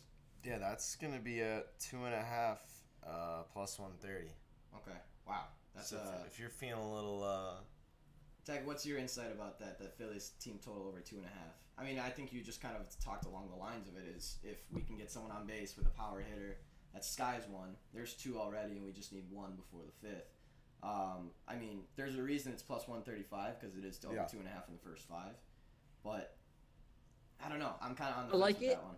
I like it, but I almost feel like just because it's a weird take, just because they're giving us the 3.5 number for the full game, and only I feel so much safer to get the now if it was 4.5 for the whole game, I would probably say that line that she mentioned is a little bit safer because the angle is that we're attacking, we're trying to get on Max Fried a little bit. Yeah. So I do like it. I definitely like it. I think I feel a little safer with the over 3.5 for the full game though. Just in case Max does a little decent, goes a little bit longer, the hopes are you get some of that latter part of the game to get you out and over that 3.5. And she also mentioned, what's interesting is the run totals are low. Like Phillies are projected at 4.14, but they hit 329 on the lefties, 305 to the righties. So the lefties are better. 305, which is better. Fried's given up 325 to the right. So that's like the side that we can exploit them on. And then they have 4.14 projection. Who are we playing against here? Braves, and 3.36 for the Braves. Zach Wheeler's is what's doing well. He's keeping the ball down. 251 average to the left and 246 to the right. He's done well so far, but I talked about it in the past. Baseball's about averages. Like people regress, so it could be. I think the overall 7.5 number could be low, but I'm just saying that because if Zach Wheeler just has a slightly subpar game, then there's a chance the whole over goes over. But I think to close out my thoughts, I like what you guys mentioned. And I vouched that lean that you were looking at, which is the team total for the full game over 3.5, which is minus 145 at DraftKings. BetMGM should be cheaper. If you guys can get to that book, BetMGM is it's not. It's 150. That's interesting. Yeah, but so like 145, 150 is the highest I'd go, but I will do that for a 3.5 this year. The only caveat is, and you've heard me bitch about this at various places, is we need to be very picky with this year with offenses and team totals. The one thing that checks off, we got 3.5. The thing that doesn't check off on that little rule I've made is we're the home team. Like we might not get that extra bat if we're winning 3-1 or 3-2 in the top 9, and then we don't get that extra bat. But it's the lower 3.5 number. And if we're going off what we think could happen, the argument we're making is not as strong. Maybe sometimes I feel and when I look at all the pitching metrics, but I feel the batted balls and the fact that he converts a very high number, if you ask me, of the amount that's being turned in a fly ball percentage. And he doesn't strike us out to scare us. And I just think that 3.5 is a little low today. I think the line's made low because of Zach Wheeler. That's what I was kind of thinking too, and that's the reason why when I saw Max Fried, it was like, oh, we'll just take the Phillies team total over then if we don't trust both teams to be hitting the ball today. Right. I agree. I think that line was made based off Zach Wheeler, which is kind of crazy to make a line based off one of the starting pitchers when you have two starting pitchers in my mind. But yeah. Right. So yeah, just to kind of I like that over 3.5, but I'm with you. If the metrics don't check out completely and that's super juice, you know, it's something that I don't want to lay by itself kind of thing. I would probably throw it with something. I'd really try not to put anything over minus 130 this season just because, I mean, a winner is a winner. I just really have struggled with the minus 140s, minus 145 because at the end of the day, that's a ton to lay down for, like you said, the dead ball season, the everything season. Feels like everything's kind of taken over right now, so... I definitely have that over 3.5 as lean, but like you said, there's metrics that check out for the other side. Plus, we have a full fucking slate today, so like, yeah, I don't know if we really need to be pushing something for that. But that definitely, I do like that over 3.5. I wish the juice was a little bit better, and I wish that first 5 was over 1.5 rather than 2.5. But I like it. I do like it. I like the Phillies. 319 on base, 314 WOBA. It's actually stronger than I don't look at the Phillies because I gotta keep biasness away. Like you turn on the radios out here and every day we're winning World Series and rings and shit. It's like no we're not. And it's like Philly sports radio, gotta love it. I can't do it. So like to see that the on base WOBA and even the ISO is stronger than I thought, that's very pleasing to me. Okay. And 9.4% walk as a team, that's near that 10. I think the Phillies can. I think they should be able to get it done. They should. Next game on the slate, also at 7:05 tonight, we have the Washington Nationals on the road at the Baltimore Orioles. Looks like the Nationals are getting minus 135 on the road. Baltimore getting about plus 115 at home. On DraftKings, actually plus 120. Nationals getting 85% of tickets, 76% of money, so maybe a little bit of parlay action. Seems like most people are taking them today. Patrick Corbin on the mound for Washington and Lopez on the mound for Baltimore. Anything you found here of this one, Tech? I just like when I saw the names, I'm like, oh my god, both of these guys stink. That was my initial reaction as well. Immediately, I thought, well, overs in Baltimore are always fun to play. Like I just feel like that happens a lot. I see the line at 10.5. It's so hard to get shit done this year. So like immediately, I would just without even digging in, I would just want to be like, all right, well, how much does over 10 cost before I start homework? I'm gonna go look at that. Yeah, I think I see over 10 getting juiced up a little bit. I do not see the 10.5. Hang on, let me check. So DraftKings has 10.5 at minus 120, and I don't see the 10. I'm assuming 10's expensive for this game. 10, yeah, the 10's got to be way too expensive. Let's see here. Yeah, I've got 10.5 at plus over 10.5 at plus 100 on DraftKings sitting right here. Hold on, guys. You can get over 10 minus 105 at BetMGM. Really? Yeah. Because my initial thought coming into this game was taking Nat's team total over because of their bats recently and just the fact that Lopez was on the mound. But looking at it now, Patrick Corbin isn't anything special as well. And trusting Orioles bats isn't my favorite thing to do, but they seem to kind of hit their team total over actually more than not. Yep. I've seen a lot, and I've laid a couple of them too, where they get like 2.5s or 3.5s in games that, I mean, you can pretty much predict they're going to score 4 or 5 against the pitcher they're going against. And it seems like Vegas never really gives them the credit that they deserve because they still are a professional baseball team. They still can hit the ball. And just looking at their game log, the last 10 games, 4, 6, 5, 8, 2, 5, 3, 1, 2, like they're scoring runs. It's not like they're getting shut out when they lose. Yeah. I think that I was looking at overs for team totals and game total. Yeah. So one thing I'm definitely not doing is I'm not betting the Nationals money line. God, no. No. Yeah, that's definitely not. And if I start seeing that on Twitter today, I'm just gonna have. I'll probably have one of my daily one time a day that turns into 9 tweet rants. Your little TED talk on Twitter. Yeah, because the tech talk on Twitter. Yeah, for the day. Nats can go and win. I don't give a shit, but I'm not betting it because what you said, dude, betting Baltimore has been fun. Picking their spots, it really has. Yeah, like you summed it up in the beginning. We don't even need to alliterate like more on that. And Patrick Corbin sucks, man. Like he's not like all right. So I'm sure we wish like the White Sox were playing against Patrick Corbin, but like these are. So here's the secret weapon today. I just forgot about this. Patrick Corbin's a lefty. All right. Baltimore's gonna throw every fucking player is a righty except Cedric Mullins. But Cedric Mullins is to me, I love watching him play. So you got Cedric Mullins as a lefty, and then everybody's a righty. No joke. They got one switch hit a batter in a projected lineup. Everybody's a righty. So Mullins lefty, Hayes righty, Mancini righty, Mountcastle righty, Urias righty, Severino righty, Valaka righty, Leyba righty, McKenna righty. Mancini's they're bringing the platoon on them. They're gonna well, Orioles gonna score on the Nats. Are the Nats gonna score on Lopez? Fuck yeah, they're gonna score on Lopez. You have Trey Turner, Juan Soto, Josh Bell. You just need one of them to have a good day with one man on, and you're getting 2 to 3 runs pulled in. If they all three have a bad day, we've seen those games this year. Then it's like, oh shit, the Nats didn't win. I'm all over this over 10, man. Like I like over 10 here, and it's minus 105 at BetMGM right now. Literally, that's not gonna stay there. I'm just writing these down that we give lean so I remember them because I start forgetting. I do the same thing. I have the sticky note strategy. You see something, write it down, jot it down quick. But no, I think we kind of are along the same lines this one. I see Patrick Corbin and Lopez on the mound, and I'm like, holy shit, we're going to get runs today.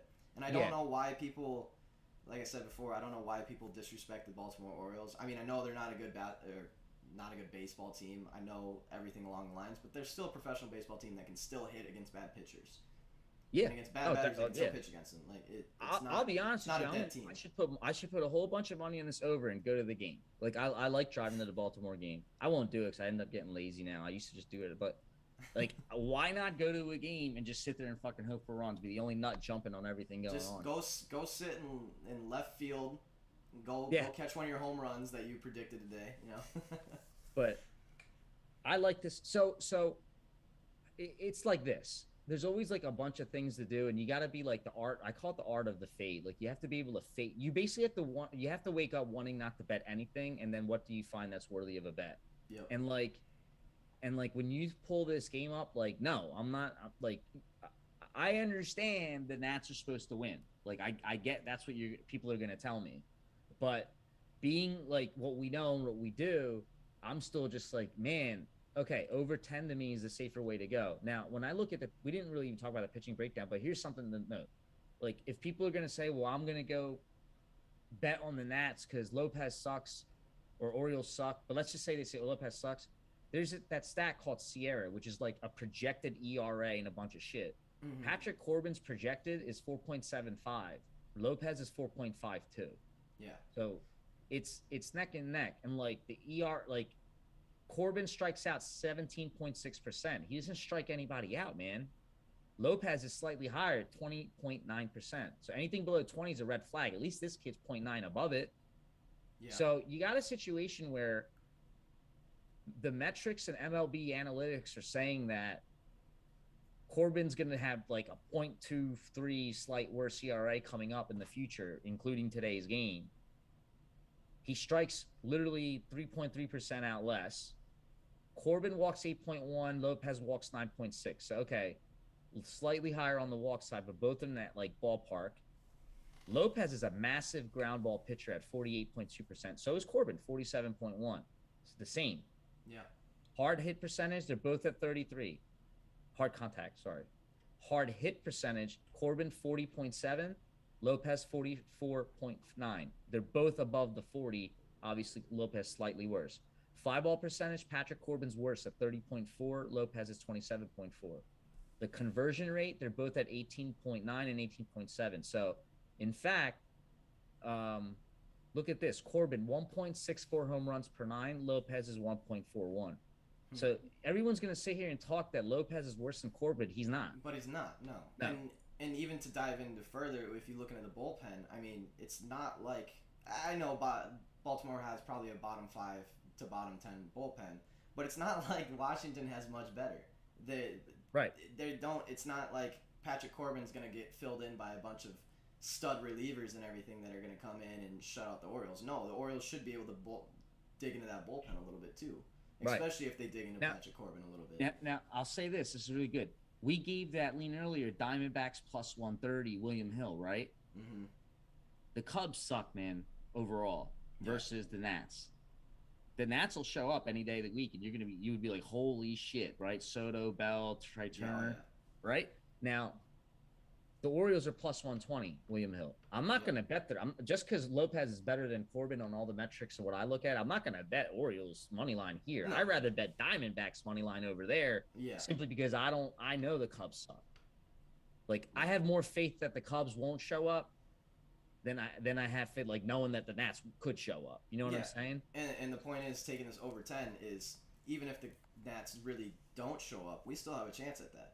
Yep. Because the Orioles could rip them apart, and the Nats. I mean, the Nats bats have been impressive. If they score less than three today, I'd be shocked. Right. I'd be shocked against Lopez and against the Orioles bullpen and everything. I'd be shocked if they don't score more than 3 today. Now the default is over 10 at William Hill minus 120. That's a good bet. I don't know hold on. I know DraftKings is given 10.5 at plus 100. Yeah, it just moved to 105 now, minus 105. It moved to minus 105. Damn it, fellas. Good. They moved it to bet MGMG. I like that, man. Dude, that means man, over 9 is minus 145 at bet MGM. Wow. If this was last year, I'd say we don't need to do it. If someone told me I'm betting over 9 and paying the juice this year, I'd be like, dude, I'm proud of you. You're adapting to 2021 bullshit. Like, if you can get a full fucking run when you got the homework done, that makes sense. When you get a full run when you got the homework done, go for it. There you go. Go for it. Even betting over 9 minus 145. Whoo. Wow. Hold on. So the run totals. Nats are literally like they're blue. They're like the top 5 run totals tonight. 5.29. They bat 353 to the left, 320 to the right. Lopez gives up 360 to the left, 371 to the right. And then Baltimore is also slightly up there, but a little bit below, 4.71. They're in the green category, so they're the top 2 tiers of scoring runs today. Baltimore's up in there, 4.71. They're 322 against lefties. Wow. Isn't Corbin a lefty? Yes, he is. Yeah. So listen to this. And we saw that in that other screen. I'm not sure. He's 322 to the lefties, and Corbin gives up. Orioles bat 322 to the left. Corbin gives up 373 to the right. And remember, if you go to RotoWire, look at the starting lineup, Baltimore's sending an entire right-handed lineup out. Damn. So they're going to eat up on Corbin. I think. And Nats bats are supposed to do what they do on a Friday night. I think we got this game nailed down. I think that's the best one we found so far. I like that a lot. This one looks good too. So yeah, just to sum that up, both pitchers suck. There's going to be runs tonight. Yep. Whether it's one team scoring all of them or not, there's going to be runs tonight and plenty of them. That over 10 and a half, I think the over 10 at minus 105 is solid. And I don't mean to cut this short, but I actually do have to leave in like 5 minutes. I usually put my daughter in an online class, so I would be here free. But I got an email this morning. The class is different, so I have to kind of sit there with her, and I just found that all out. So I didn't mention at the beginning, but if you want to squeeze one more game in, I'm down. Yeah, take us to whatever you're thinking today. If you've got another, to be honest, I didn't prepare. I was going to prepare with you guys. All right. Off the top, what's the line on the White Sox? White Sox are getting plus 110. Milwaukee's getting minus 130-ish. I was looking at tickets earlier. Hang on. Looks like Brewers getting percentage of tickets, but White Sox getting percentage of money. So it's pretty split. These are easily some of those games that I'll say, look, I'm just going to stay away because there's probably something easier to find. But I'll just throw this in here. I mean, because we might not have that much time to dive into this, but I do feel that the White Sox could pull off a win here, because I have faith in Lucas Giolito, and I'm not Yeah. discounting Peralta either. I think this might be the game of the night, like to watch, like for Yeah. like how can I say it, like like in the NFL they do that Sunday night game type of thing, Yeah. like the game of the evening. Like this White Sox Brewers game should be a fun game. And I slightly want to, and I didn't dig into it. I didn't dig into Yeah. homework. I wish I can try to hop back in if this class ends earlier, but I wonder if the angle is just flip a coin, but like taking that White Sox, because Just something the value about at plus this game, 110. yeah. I agree. When I looked at it this morning, But it was like, but then again, plus 110 on something that's so tight and hard without looking at it. I mean, dude, we just talked about 3 picks that I think have confidence like in them. Yeah. You know what I mean? Yeah. So I was going to stay away from the game in general myself because Willie Peralta is a great pitcher, but has also struggled as of his most recent games. It seemed like he kind of started the season like very little earned runs, and in his last 3 games he's went 2-2-3 with dingers in all 3. His walks are up, his strikeouts are down. It was just kind of like one of those things. But then again, on the other side, I don't necessarily trust Giolito with my whole bankroll kind of thing. right. And it's just one of those things where I was like, yeah, I mean, it should be a pick'em in my mind, but is plus 110 really enough value to be betting an underdog kind of thing? I know it's the White Sox, and I know the Brewers have been struggling a little bit as recently, but is it really, really worth the 110? Yeah. I don't think so. This is a game that it's Friday night. You got loyal fans. It's a good White It's a Sox great game, Brewers. A person that doesn't bet should come in and bet this game for fun. Like, hey, I'm a White Sox fan. I'm putting money on. I'm a Brewers fan. I'm putting money. And I'm saying this, I haven't really, I didn't get to dig into the homework, and with a minute or two left, I don't want to try to because we confuse people. But you're right. It's a game to stay away from. I just kind of threw it out there that I think it's gonna be a really fun game to watch. If someone said, all right, gun to your head, put money on something, I'm gonna just put like a unit or two on the White Sox, but it's for fun. It's for fun. Like you said, Freddie Peralta's been an animal overall. Giolito, has his ups and downs. But wouldn't it be awesome to see Gio light up, in the White Sox offense come through today, a night like today, and just a fun action-packed game. But I'm with you. I'd stay away from that game because I think even the things we talked about, Zona, Arizona plus 130, Gallon over 5.5. So Gallon over 5.5 could be risky, but I think that's even safer than just picking a game with White Sox or Brewers versus if you don't have analytics, right?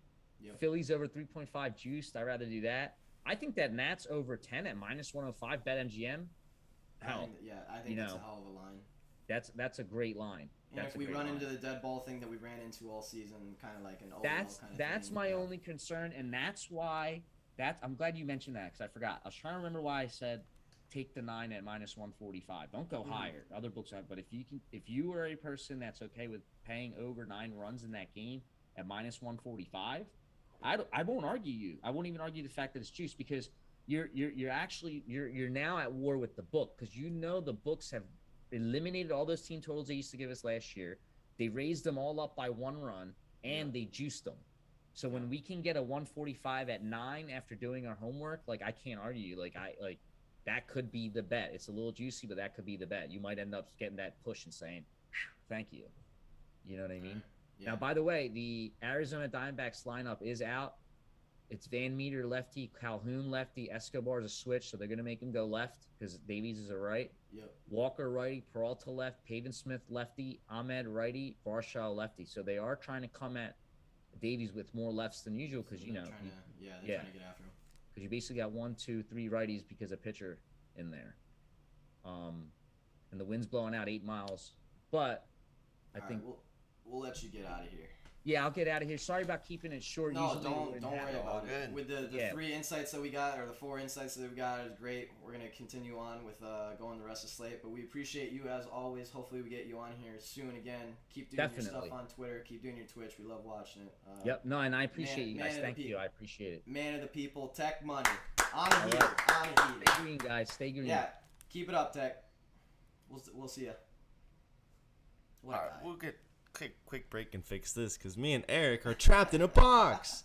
We'll be right back. Somebody help. Give us 60 seconds. We'll be right back. No, it's just Eric because I can't read.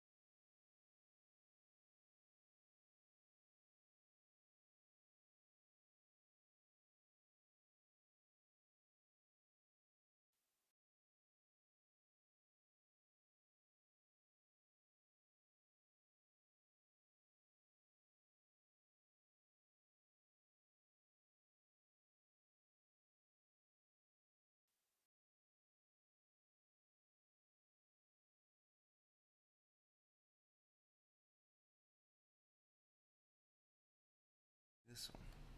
Yes. It Hello. did. It did. We're It back. is. It is this one. This is us. This is the camera we want. Hello, fellas. Hello, fellas. Can you guys hear us? I don't see it. Yeah, I think I made the thingy small. Okay. Wow. Tech money. God, I love that man. Smart guy. Smart fucking guy. Smart at betting. Just smart in general. Also nice dude. Electric. Go follow him on Twitter if you're not already. You should be. The man's on a heater. He's doing a little Twitch thing. I think we kind of got him into the mood of doing a little. Yeah, I think we got him. He on the definitely track. he was excited. He got on the about show, and then all of a sudden, this whole last week, he's been doing his own little shows and stuff. I love it. I love it. Yeah. Man of the people for sure. But anyways, A lot of fun. we left off on Patrick Corbin and Jorge Lopez at 7:05 tonight. We have a game at 7:10 with the Tampa Bay Rays and Cleveland Indians. If you're a tech guy and you're still sticking around, don't worry. We'll take care of you. We'll take care of you. Braxton, you're done today. You're done. Get done, kid. He said he was gonna step on my box and send it to Japan. It's kind of rude. Anyways, we got Cleveland Indians and Tampa Bay Rays. Yeah, I have no problems with Braxton. I'm in that fragile box, getting moved with care, handled with care. Do you see a starting pitcher announced for the Tampa Bay Rays by chance? Because I do not on covers. For the Rays, Rich Hill. Dick Mountain. Dick Mountain on the mound tonight. Woo! All right. So we got Plesac? I don't know how to say this thing. Yeah. Let's just go over some basic stats real quick. Looks like a 4.19 ERA with a 1.02 WHIP. If we go into how he does home and away, it's not going to tell us. I forgot because it's mean. Just looking at his game log in his last 10, it looks like 2, 3, 3, 5 earned runs. Started out the season kind of rough, went through a good patch. Kind of looks like he's back on a rough patch a little bit. He's been giving up a fuckload of dingers. He's given up 3, 4, 7, 8 in his past 5 games. He's done well with walks and everything like that, but definitely someone who can get the ball hit on him a bit. Dick Mountain, I do not have his stats up in front of me, but I know for a fact that Dick Mountain struggles on the road. Looks like Tampa Bay is getting minus 125, Cleveland plus 105 at home. That seems low for the Rays. Seems like it should probably be higher, even if Dick Mountain's on the mound. 61% of tickets on the Rays, but 44% of money on the Rays, which means that people are throwing Rays in a parlay, which I have seen a fuckload lately, and it's been losing a lot lately. The Rays kind of announced themselves as a team that you should bet on just because of their name this season. And it was working for a while because Tampa Bay Rays were playing really well for a while. And then they started to drop off a little bit. Now, they have won 7 of their last 10, but these are also against teams named Cleveland, Baltimore, Atlanta, and Cleveland. They did do well against Toronto, but good team, solid team. I expect them to win yesterday, but like we saw yesterday, when the lines don't quite make sense, and a Tampa Bay minus 125 doesn't quite make sense, especially with Dick Mountain on the mound, he can get laid into a bit. A little bit Laid into a bit. I would probably just stay away from this one. I like that the Rays aren't getting stacked on today, but I do not like the fact that it looks like they're just getting put in parlays. Because a minus 130 juice just getting thrown in a parlay is almost an automatic fucking loser for the public. Yeah. It's just how it goes. It's just how it works. Something that I do not want to stick around for. And there's just so many games today, and we've already had a couple good leans. I don't want to force anything. Another game at 7:10, we have Garrett Cole and the New York Yankees going to Boston against Eduardo Rodriguez. This game has surprised me as far as what the lines are. If you don't know, Garrett Cole, 2.63 ERA, .94 WHIP. He struggled for a little while after the sticky stuff kind of went away, but he's brought it back. He is once again Garrett Cole. In his last 2 starts, he went 9 innings and 6 innings, 0 earned runs, 1 earned run, 3 hits, 5 hits. So his hits have actually stayed the same, but his earned runs have gone way down. I don't know if that's just defense or he's just getting way more ground balls. Maybe he found his control a little bit better now that he's getting used to not pitching with the sticky stuff. I don't know. But he was letting up dingers left and right before that. The last 2 games, he didn't give up one. His walks went to 2-2 both times. Pitches per inning are down, so it just looks like he's found his control a little bit more than what he was. Now, Eduardo Rodriguez pitching for Boston, extremely sporadic. Don't really know what to do with him. Beginning of the season was horrible 4-6, 3-6-4 earned runs. Was really getting tossed around. And in the last 4 games, he's gone 2-0, 4-0. And that's across 6, 6, 5, and 6 innings. So strikeouts are up. Dingers are down. Walks are a little bit up. Just another guy that's kind of found his groove, I feel like, a little bit. But he's definitely not a Garrett Cole. The line is set at 8.5. What are our team total overs for this one? Let me. It might be an interesting. They're both at 4.5. The Sox are plus 110, and the Yankees are plus 115. Really? Yep. That's an interesting one. Yesterday's game, Yankees had control the whole time until the end of the game when they didn't. Man, do I really lay a Yankees 3 days in a row? I really don't want to. Tickets are getting 50-50 all the way across. Garrett Cole's on the mound.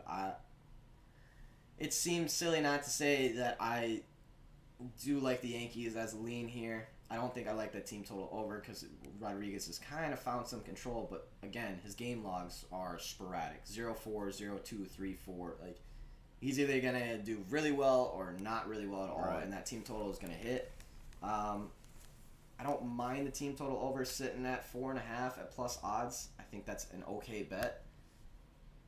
However, I just kind of think the Yankees win this game. I don't think I like enough. I don't think I like either one enough to put money on this, to put it in VIP or anything like that. But if you're looking to get an action on this game, because it is the Yankees versus Boston, which is a fun game to bet on, and it's going to be a good game regardless. I lean Yankees and Yankees team total over just because Eduardo Rodriguez, I do not trust that man. He has shown me bad things before. I haven't respected Garrett Cole since he blocked Julia Rose after she finished him at the World Series. Wow.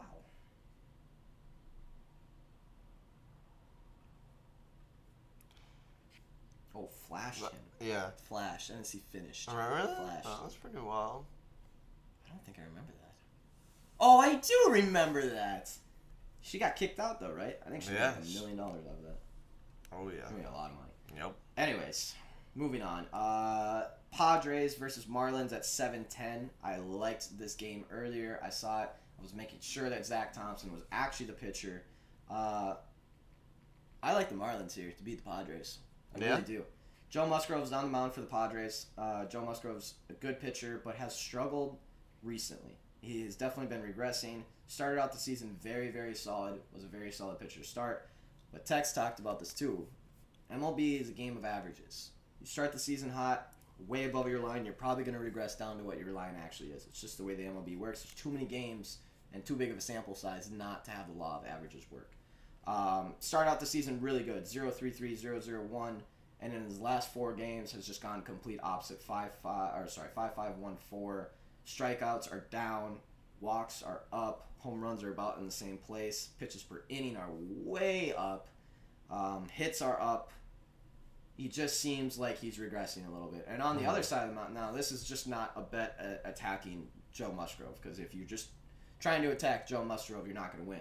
Right. This is also a bet because Zach Thompson's on the mound for the Marlins, who has a 1.93 ERA with a 1 flat whip. Now, sample size not as good, only 28 innings this season, but looking at his game log, he has yet to go under 3 innings. He's gone 6 innings before. Game log 2-0-0-1-3-0. I think the Marlins are in a really good spot to win this today. I trust their bullpen after Thompson gets out. I trust their bullpen enough. They've got a top 6 bullpen. It's not a San Diego bullpen that is literally number 1 in the league. I don't expect a ton of runs in this game, but I do expect the Marlins to edge out the Padres here. I really do. Especially with Marlins at home. They really struggle on the road. They're better at home. I think yesterday's game was 3-2. Yeah. The Padres won. Yep. I don't know. Honestly, that plus 1.5 is looking pretty nice too at minus 120. I agree. Because when Tech was talking about the Diamondbacks earlier, I saw that plus 130, and I really didn't want to lay that plus 130, but that plus 1.5 I really wanted to lay. And I mentioned it to him, and I think he's pretty eager on laying that money line. What if we did like a plus 1.5 with Miami and Arizona? Threw those two into a parlay together. Yeah, we could do that. Because they're both probably minus 130-ish, minus 120-ish. almost a plus 200 parlay with both teams with good solid pitchers expected to do better than what they could. Plus money, I'd like that parlay a little bit. I really do. Yeah. Jesus Aguilera, 6 at-bats, 3 hits, 2 homers versus Musgrove. Jesus is a reverse split. Guy hits righties better than lefties. Interesting. So, Jesus Aguilera, home run, team total, or over bases maybe? Let's see what that's. Next game, 7-10 as well. We have a lot of 7-10 games. Yeah. 7-10 is going to be a great time tonight. Wade LeBlanc of the St. Louis Cardinals pitching against Tyler Mahle of the Cincinnati Reds. Looks like the Cardinals getting plus 120, 135 on the road. Cincinnati getting minus 155 on the road. I'm sad Tech had to leave early because this was the game that I wanted to ask him about, because I don't see why the St. Louis Cardinals shouldn't be at better value right now. Tyler Mahle is not anything special. 3.93 ERA with a 3.93 ERA with a 1.21 WHIP. It's probably going to go 5-ish innings, but if we really dive into it, his earned runs are not anything special. He gave up 5 the last game, 3-1, 4-3, 1-4, 2. Like, he's going to give up runs. And if we look at LeBlanc, definitely not a great pitcher, but looking at his game log, he definitely goes for lower innings. He only goes for an inning sometimes, up to 3. 1-3-0-1-3-0-0-0-4-0. So he has the stuff in him. I don't know if it's going to come out, but it's the Cincinnati Reds. I don't trust the Cincinnati Reds. They're sporadic. We got 2 teams that are basically the same. If you ask me what's the most similar team to the Cincinnati Reds, I'd probably say the St. Louis Cardinals. Right. They seem to win better at home. They don't do... Actually, no, that's not true. Reds actually do pretty well on the road.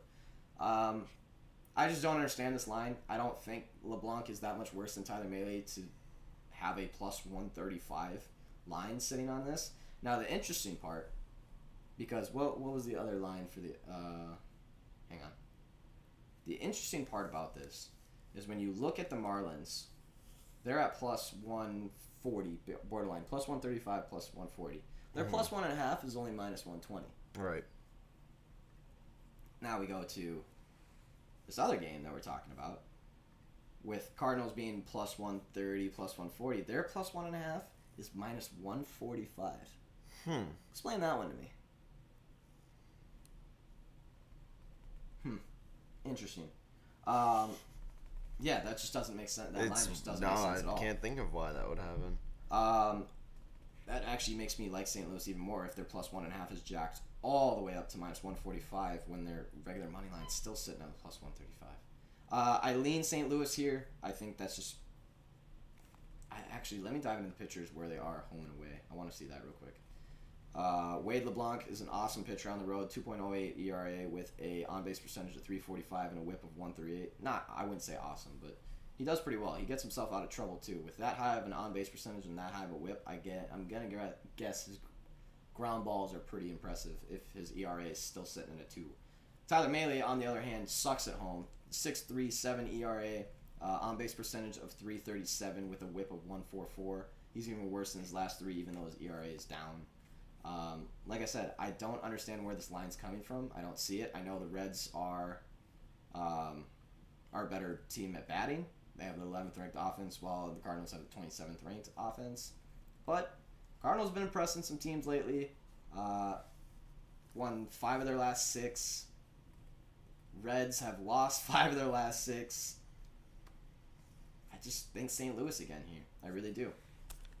They've kind of been my new dark horse team too. Hit them yesterday as favorites, but they're a bit of a dark horse team at the moment. But yes, I lean St. Louis as dogs on that one for sure. I think the value is really good at plus 135. Next game of the day, 7-10 once again. We have Steven Matz of the Toronto Blue Jays going against Tyler McGill of the New York Mets. This is interesting. This is probably the lowest odds I've seen Toronto at in a very, very long time. I haven't seen them under like minus 150 for a while. The Blue Jays are getting plus 100 on the road. Getting dogged. Wow. Plus 100 on the road. Mets getting minus 112. Looks like tickets are 57% on the Blue Jays, but money is 90% on the fucking Mets? What? Why? Well, let's find out, huh? Sure. McGill, 2.63 ERA, 1.21 whip. Steven Matz is a 4.43 ERA, 1.33 whip. Let's look at McGill here real quick. He's only pitched 24 innings this year. Those 24 innings have been pretty solid, though. He pitched 4, 5, 5, 3, 6 innings with earned runs of 2, 3, 1, 1, 0. So he's a solid starting pitcher. However, when he gets out of the game, the Mets kind of get crunched whenever he pitches. That's one thing to look for. Also, Steven Matz isn't that bad of a pitcher. No, he's not a great pitcher, but let's remember this is the New York Mets we're talking about here, not the Houston Astros. Their bats don't necessarily work all the time. Mm-hmm. I don't know, man. Seeing 90% on the Mets like this is really odd. I get Tyler McGill is probably a better pitcher than Steven Matz. I understand that. But Toronto is just a better team than the Mets. I mean, offensive ranked bats, number 2 for Toronto, number 25 for the Mets. Like, this is not... I think right here, this is how I'm looking at it. All right. The under 8.5 at plus 100 speaks to me. Speaking to you? It's speaking to me. And I'll tell you, I think, first of all, just the name, just like you said with the Blue Jays bats. Yep. They're going to come in, bump that up immediately. Yep. The Mets, having anyone not named DeGrom, is going to bump that up immediately. I agree. Because they want to average it out. And when DeGrom's in, the totals over is going to be like 6.5. Yeah, barely whatever. anything. Yeah. And then it brings your park average.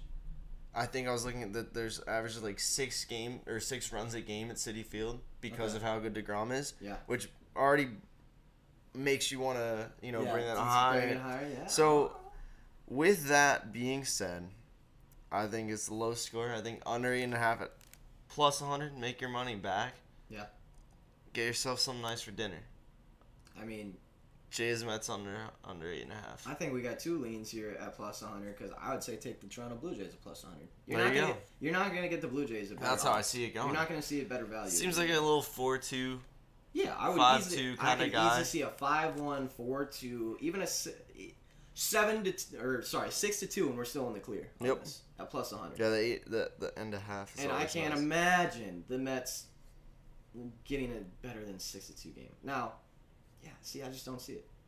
7-0, 3-4, 15-11, 7-2. Yeah, they went through a little stretch there with Pittsburgh where their games were high. But then, yeah, I'm with you. I think the under 8.5 is solid.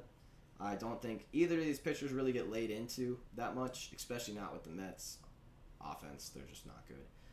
The one thing that scares me about the under is obviously the Toronto Blue Jays offense, but Tyler McGill has proven himself throughout the season that he can go 4 innings, 5 innings, 6 innings, pitch very well, even if we don't have a lot of sample size on him. Yeah, absolutely. Toronto Blue Jays to win and the under, I think, are both 2 solid leans here.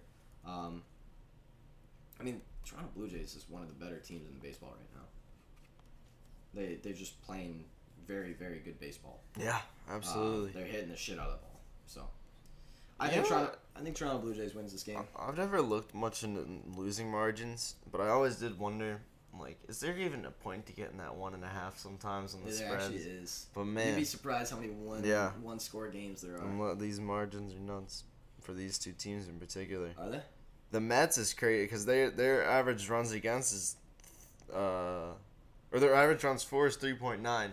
Runs against is 3.8. Which is 7.7. Yeah. So that fits for us. And then for the Blue Jays, it's 5.2 and 4.3, which is 7.5. No. Sorry, 9.5. Not quite. I thought but, it was 3. I was mixing the numbers. But no, I still like that. I still like both of those. Covers has a free pick. They say New York Mets. All right, Toronto Blue Jays it is. Well, it's crazy that the Mets have a 3.9 average runs for, and they're still positive ratio. Yeah. That's DeGrom, dude. crazy. I mean, every single time DeGrom takes the plate, they win. Yeah. Or he takes the mound, they win. That brings us into the next game, 8-10. We have the LA Angels at the Minnesota Twins. I said Cleveland Indians earlier, didn't I? I meant Cleveland Guardians. Not yet. End of the That's true, I 2021 see. season. I'm still You have to. We have J.A. motherfucking terrible Happ on the mound for Minnesota. This is probably one of my favorite pitchers to fade. Not gonna lie though, Alex Cobb on the mound for Angels isn't much better. He has been playing actually pretty decent as late. He seems to go in these little streaks where he goes 0-1, 0-5-5, 0-6-1, 0-1. So he's either gonna give up 6 or 1. But that's actually a lot better than what I expected him. J.A. Happ, on the other hand, is going to give up. He has yet to not give up 2 earned runs at any point this season. His game log in the past 10: 7, 3, 5, 2, 3, 5, 4, 5, 2, 4. The man is going to give up some runs, and probably a lot of them. I see LA Angels sitting at minus 125. Let's see what the tickets and money are saying about this. It looks like once I find it, it's going to look like 65% of tickets on the Angels, but 60% of money. That's not that big of a stack. What's the Angels team total over? Do you know? 5.5 plus 100. It's 5.5. However, 5.5, huh? their first 5 is 2.5 minus 120. And if our guy's good for 2, He's definitely good for 2. He's definitely always good for 2. I think Angels win this game and Angels first 5. I think if you want the first 5, it's Angels minus 135 or run line first 5 with the potential for the push. Actually, Angels minus a half is minus 105. So you miss out on the push for the tie at 5. Yeah. But you get almost even odds on I it. think I'd rather take full game here. Knowing the Twins bullpen. Yeah. No, just knowing what I know about the Twins and how many fucking games we blow. So I could see the Twins coming out to a lead just because Cobb is not anything aggressive either. And then J. Happ getting laid into, and then our bullpen getting laid into. I think minus so just 1.5 Angels is a solid line. yeah. It's not even juicy enough to try to get all those extra things. It's just a decent money line. I think it's just a good line. J. Happ sucks. The Angels are an okay team. They're better than the Twins, I can tell you that. Yeah. Yeah. I like the Angels here. I think they rip apart J.A. Happ, just like everyone else does. That brings us into our next game. One of the ones I was looking at a lot today, actually. Texas Rangers at Houston Astros. Colby Allard on the mound for Texas. Jake Odorizzi, little Twins alumni, on the mound for the Astros.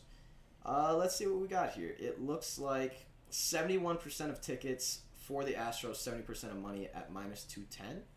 Not bad. I expected worse, seeing Astros at home against the Texas Rangers.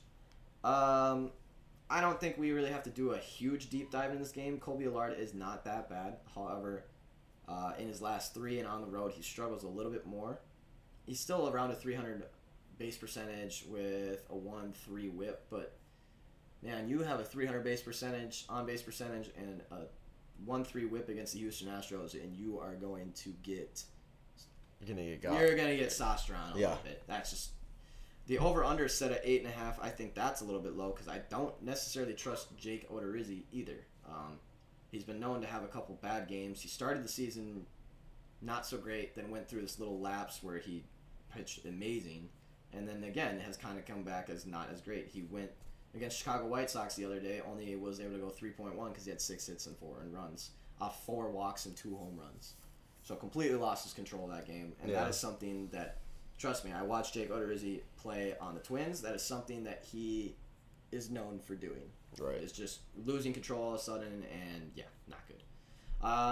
However, I absolutely like the Houston Astros here. I think their bats get into Texas. I think even if Texas scores 5 runs, I don't like them to win this game. I really think the Houston Astros will bury them. Texas Rangers have an okay bullpen. It's something that, again, the Houston Astros, given how good their offense is. Now remember, this is the number 1 offense in baseball. If you don't have a substantially good pitcher on the mound, you are automatically susceptible to a lot of runs to the Houston Astros. If you put in one dog shit pitcher in there, they are going to get crunched. I think Houston at minus 210 is just the play here. I'm not going to... Actually, what's the team total over? Because the over-under is only set at 8.5. 4.5? feel like I missed it. Yes. No, that's first 5-1. Come on. Sometimes I just bury it. I saw it up higher. It's first 5. Show your odds. Anyways, I'm guessing the Houston Astros team total over is sitting at 4.5 at plus money. That is my guess. I'm hoping it's not 5.5 because I will not lay 5.5. But if it's 4.5 in this game, I might. There we go. 4.5 at -145. All right, so not worth it at -145. I think just the game over. The game over. The game over. Okay. The game over is like 30-21 in Houston. They're averaging like 9.5 over 9.5 runs per game in that park. Interesting. The Rangers. So obviously, you know the Astros will score. We know the Rangers will get scored on. Rangers in like their last 5, I think they've hit over that, and in 3 of those games they didn't even score a run on their own. Really? Like maybe 2. First on their last 5 they've been shut out 3 times. Yeah, I know. So that's one thing for the maybe not for the over. But in 2 of those shutouts, it was 14-10, so the over would have hit anyway. And one of them was 5, 1-4, 2-4, 5-7. In their last 5 head-to-heads, the total's been 12, 9, 5, 12, and 12. Interesting. So I think the over's Yeah. a nice little look here. It's not super juiced to 8.5. All right, lean the over, lean Houston Astros if we can put it with something else that makes Yeah. sense. Because that -210 is way too much juice to be laying by itself. See if we can find another money line or something that we can pair it with. True. That makes a lot of sense. But that game total over is interesting. I did not know those stats. Moving on to the next game, we have Detroit Tigers at the Kansas City Royals. This is a special one. Chris Bubich versus Willie Peralta. Let's see what I want to see what the public says about this real quick. The public says the Tigers are going to win this game with 86% of tickets and 80% of money as away dogs, getting plus 100 on DraftKings. Wow. And I know why too, because Willie Peralta is actually a very solid pitcher. He's had 33 innings. He's only given up runs in 2 different games out of the 7 that he's pitched in.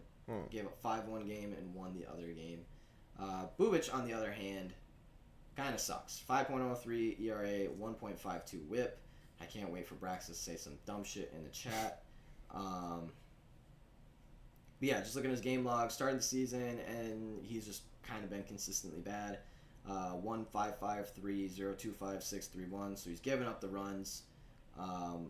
Willie Peralta does not give up runs. However, that bullpen is trash. So if they can get into Willie Peralta in like 3 innings and get 6 innings of Detroit bullpen, they are going to do well.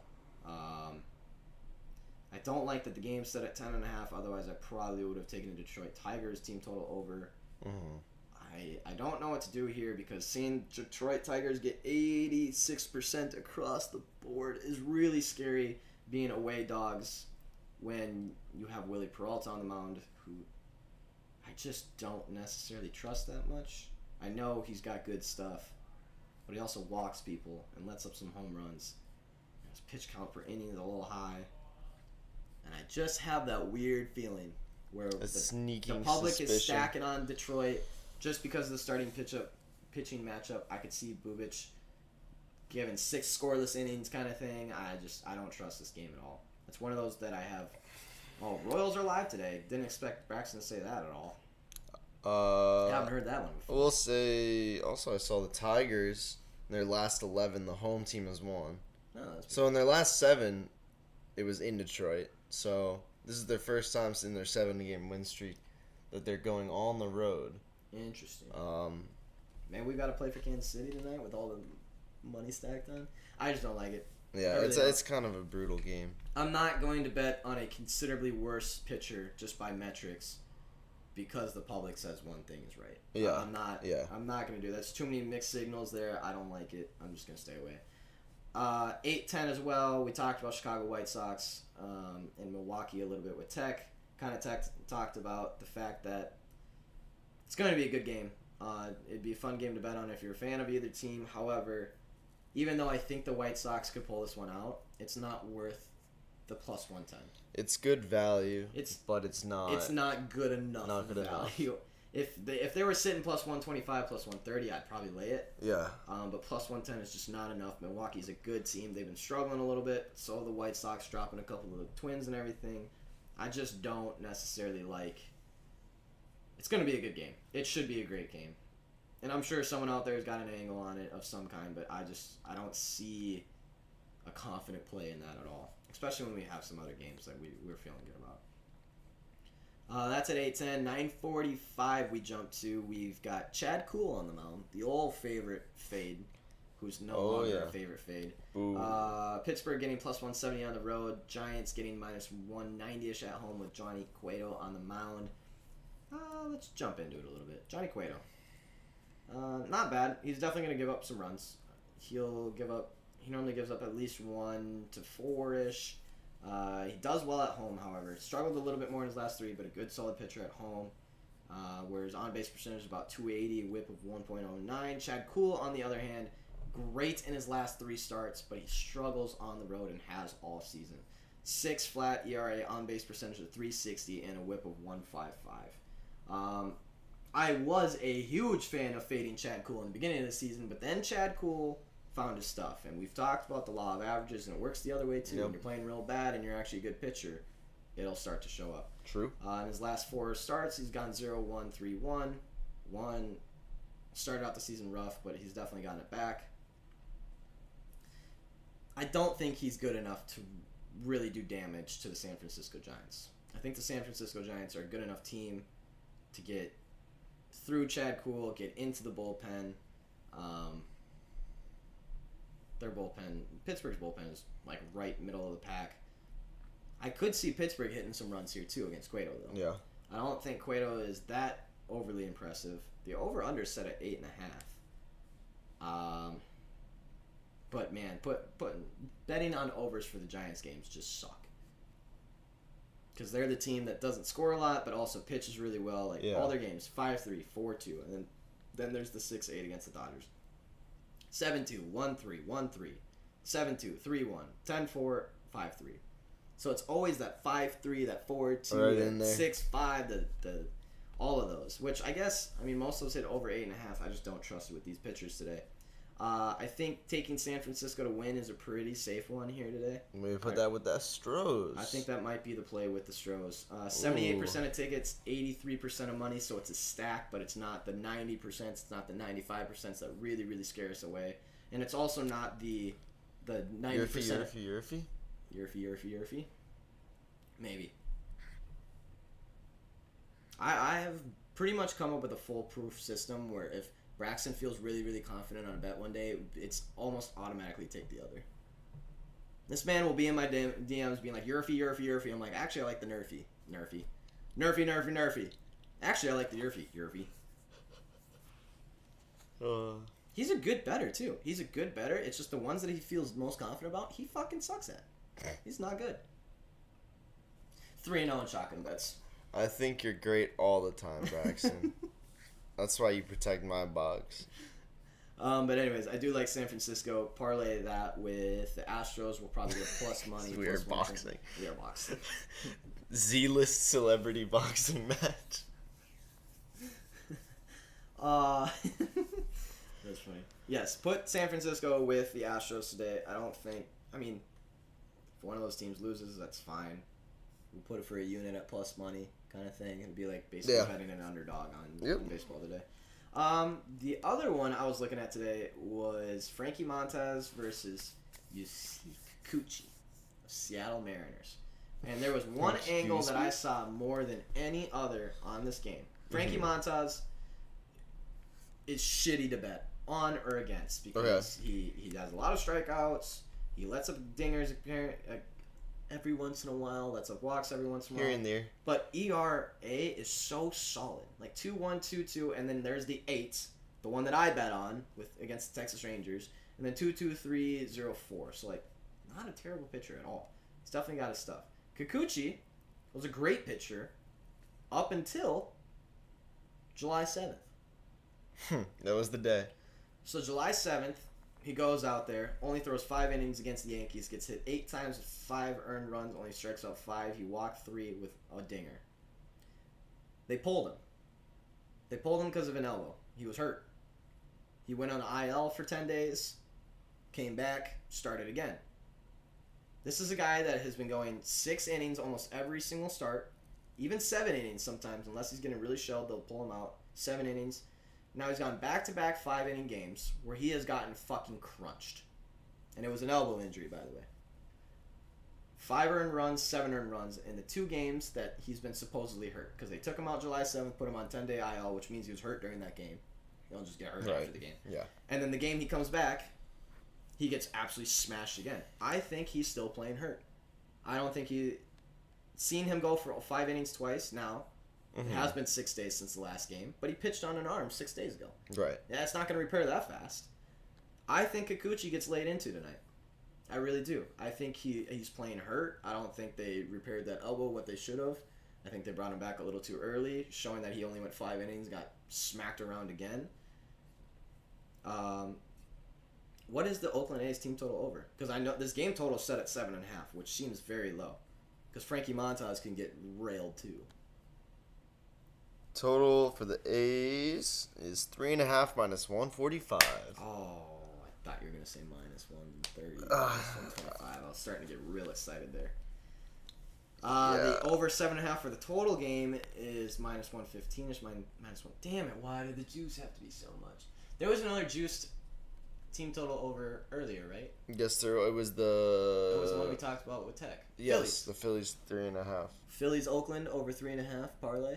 Yeah. So we'll have we'll have an Astros and a Giants parlay, just to throw them in the same one unit, just keep it low. It's basically betting on an underdog today. Yep. And then we'll throw Seattle and Phillies team total overs at both. Oh, Seattle's?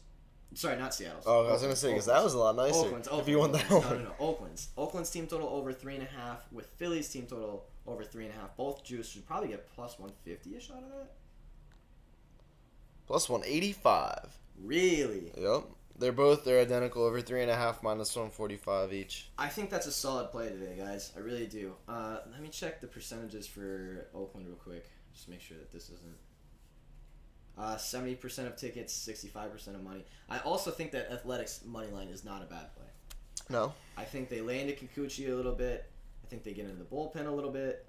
Mariners bullpen is slightly less than Oakland. Both pretty decent bullpens. But Oakland has a slightly better bullpen, so they probably run them out. I think Frankie... See, this is the problem. The problem is Frankie Montas. Yeah. The problem is not Kikuchi, it's not the bats, it's nothing else besides Frankie Montas. Because this guy is a solid pitcher, but every once and again, he just fucking loses control. Yeah. Just absolutely loses control. And the last time, and I know it's just the fact that because the last time he was on the mound for Oakland, at one point, I bet on him, and it was the only time I bet on him all season, and that was the one that he went to the Texas Rangers and got 8 earned runs in 4 innings, and I was fucking livid. So it might be on me. Maybe I need to take the bias away and just be like, hey, Oakland is the right pick here. That might be on me. But I think that Oakland over 3.5, Oakland money line, I think those are solid. And I love that Oakland 3.5 and Phillies over 3.5, especially with Tech on our side on that one. Now, am I absolutely losing my mind, or was there another 10-10 game? Yes? Yes. Dodgers. Okay, because I could have sworn I was staring right at it, but now it's gone. That is because they don't know if David Price is actually pitching for the Dodgers. Oh, okay. Now they do. It was there earlier. Yeah, they do know now. All right. So, 10-10, we have the LA Dodgers versus Colorado Rockies. Rockies on the road where they're 9-34 in the season. David Price is going to go 1 inning where he's going to not let up a run. Oh, wait, are we? Oh, I forgot about that because we're all by our lonesome in the Zoom. They're like, you can't be in the Zoom for this long all on your lonesome. Oh, we're still in that Zoom. Yeah, because I had the camera's not running through the thingy, but they can hear us, they just can't see us. Let me just fix it. Hello. We are in the abyss. Coming. We're coming. We're coming. I'm an idiot. Here we are. We're coming. Have we been doing it through Zoom the whole time? Yeah, because we don't have a camera into the thing because I had to do the camera into the Zoom. Oh, that's why I disappeared the first time. I got you. But we got it. Are we back? Yes. We make things work. All right, we're back. There's no physical duct tape on any of my stuff, but I feel like there's a lot of digital duct tape. Yeah. I'd like to call Yeah, I can see that. We're getting there. We're inching our way along. We have everything coming in. It's just gonna be a little bit. Anyways, Chichi Gonzalez on the mound for Colorado. 6 flat ERA, 1.5 WHIP. Game logs. He has been struggling just all season long. The least he's given up is 1 run. He's good for at least 2 for sure. David Price, as I said, will go 1 inning where he will not give up a run. He has done this a lot of times this season. He'll pitch on back-to-back days sometimes. Although the last game they gave him 4 innings. That's the longest he's gone all season. They have been upping him too. They went 3 starts ago. They went 2 innings with him where he went 0 earned runs. 2 starts ago they went 3 innings where he went 0 earned runs, and the last game they went 4 innings where he went 1 earned run where they lost to Colorado. Now let me check the percentages on this because I'm not going. Yeah, okay, 83%, 73% of money. So that means a little bit of people are just parlaying the Dodgers, which makes sense at minus 275. I don't mind that at all. I don't see how the Dodgers lose this game. Chichi Gonzalez sucks. What are the Dodgers team total over actually? I still don't even have the game actually. Oh, okay. It's pretty weird. I might be able to find it here. Let's check out Bet US. It was here literally until we got to the Check A's out our Mariners boys game. at Bet US. Also, if you're in here, because I see 12 of you in here, and you're not subscribed, please subscribe. I see we got 2 new subscribers today. Probably thankful. We got 2 new. Yeah, we got 2 new ones today. Wow. If you're sitting in the chat and you enjoy what we've been doing today, drop a subscribe. I mean, this has been by far our most viewed stream ever. Nice. So it's Goodfellas Friday. So I mean, check that. Yeah, no, I saw that. That's ridiculous. Looking at the... Is it really not going to give me a line? That's what I'm saying. Something's going on. Something has happened. Something has happened. Now the question is what? I don't know. Anyone got any insight on that game? Probably a pitching something. Or maybe it's just because David Price, they have no idea what his pitch count's going to be. Right. And that does matter. But I see the over-under set at originally 9, which seems really low. It seems very low. I'm looking at... Yeah, everyone is slamming the over in this. 97%. They probably had to pull it. 97% of money is getting slammed on the over at this at plus 100 somehow on DraftKings. That's going to be why it's not on DraftKings anymore, I believe. I don't care what this line comes out at because I'm going to guess it's 5.5 no matter what. I would lay the 5.5 on the Dodgers tonight. Oh, yeah? You have Chichi Gonzalez, who's a terrible pitcher. He's not good. He's even worse on the road, believe it or not, with a 6.64 ERA, on-base percentage... Actually, yeah. On-base percentage of 352 and a whip of 1.5. David Price's whip and on-base percentage is really high. That's very interesting. So he could actually get laid into today. Yeah. But anyways, I like Dodgers team total over. I like game total over at this point, especially if people are laying into it and they have to pull it off because it's getting laid into too much. Let's look for those odds changing. Let's look for those lines changing. This is a 10-10 game, so we have got plenty of time to figure out what the fuck's going on. Isaac in the chat mentioned the wind is blowing out to left center tonight also. Isaac. That's probably... That over was probably getting... It was. Had to take it down. Yeah, I do see that. 74 degrees, 7 mile an hour wind, straight out with 65% humidity. The ball will fly tonight. The ball's going to fly in LA. Yeah, game total over. I think Dodgers team total over. I might even say the Rockies team total over at this point. But the Dodgers should lay into them tonight. I don't know if I'd risk that minus 275 on the Dodgers tonight, honestly. That seems, I mean, that price is high no matter what, but even in a parlay, that price is really high. Considering the fact that Colorado just beat them, or Colorado have beaten them. And David Price, while he is good, I think they're getting a little cocky with him. They were doing the smart thing of giving him an inning every single time, and then they started giving him 2, 3, 4 innings, and I'm waiting for that day where he loses control and he gets shelled. Because it's going to happen. Extended pitch count, everything like that. Guy's not used to pitching like that. It's going to happen. He's going to lose control one of these times.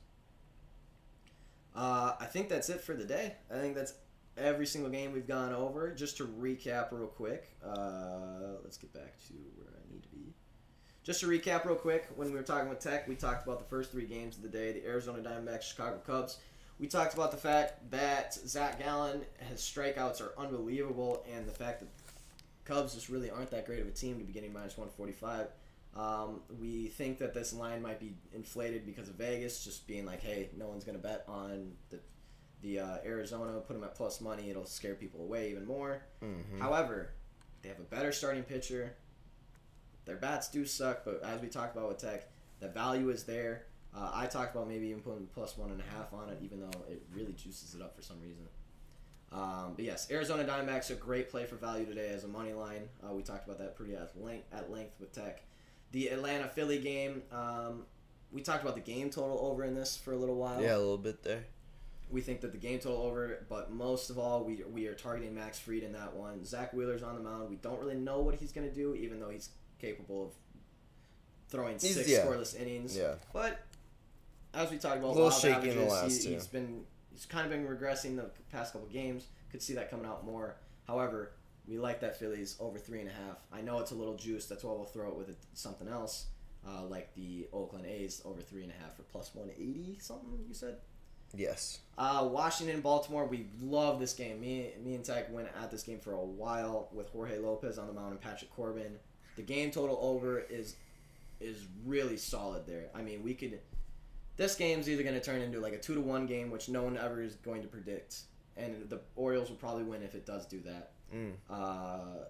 Tech talked about the fact that we do not want to lay a money line in this game. It's not worth it. Seeing Washington that low, I know a lot of people are going to lay that line today, and it's just not worth it. Patrick Corbin's actually a worse pitcher metrics-wise than Lopez. Yeah, just the game total over 10 is a solid play, especially not getting juice too, which I'm really surprised about. Tampa Bay, Cleveland Guardians. They're not. Dick Mountain on the mound against Zach Plesac. We just decided that there was no good play for this one. There's better plays throughout the day, and there's nothing really with this one. William in the chat says Angels Twins over 10.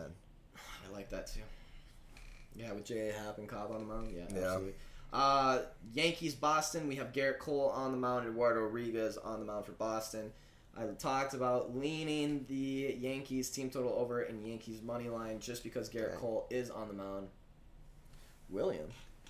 Angels are 10-4 to the over in college starts. Twins are 11-5 in the over in half start season. Twins 58-36 over. Angels 55. So they just always hit that over. They just I would agree. Over. I don't think we bet on the Boston Yankees game tonight. I think it's worth staying away. There's enough good ones. If I have to pick something, I pick Garrett Cole and the Yankees because he looks like he's coming back to what he was. Yeah. Eduardo Rodriguez is just a question mark on his head at all times. True. We have Marlins and Padres. I really like the Marlins. I really do. Everything points to the Marlins for me. Joe Musgrove, I think, is regressioning. I think Zach Thompson is a stud of a pitcher. I think the Marlins are a very good, underrated team as well. You can get their plus 1.5 at minus 120 if you don't want to lay the money line at plus 135, which I think is amazing value. Yeah. I think both of those are amazing value. I will probably be taking the plus 1.5 at minus 120.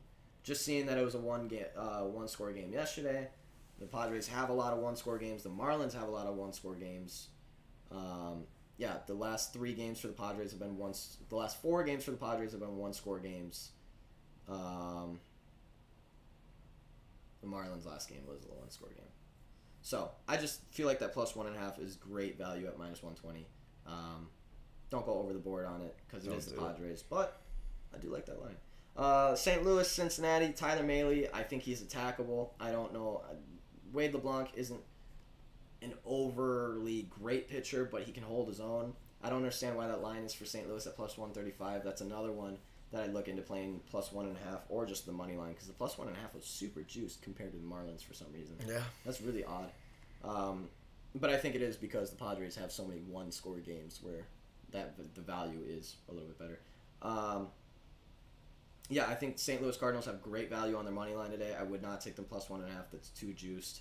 If you want a good dog for the day, I would pick St. Louis, Arizona, Miami are all solid dogs today. True.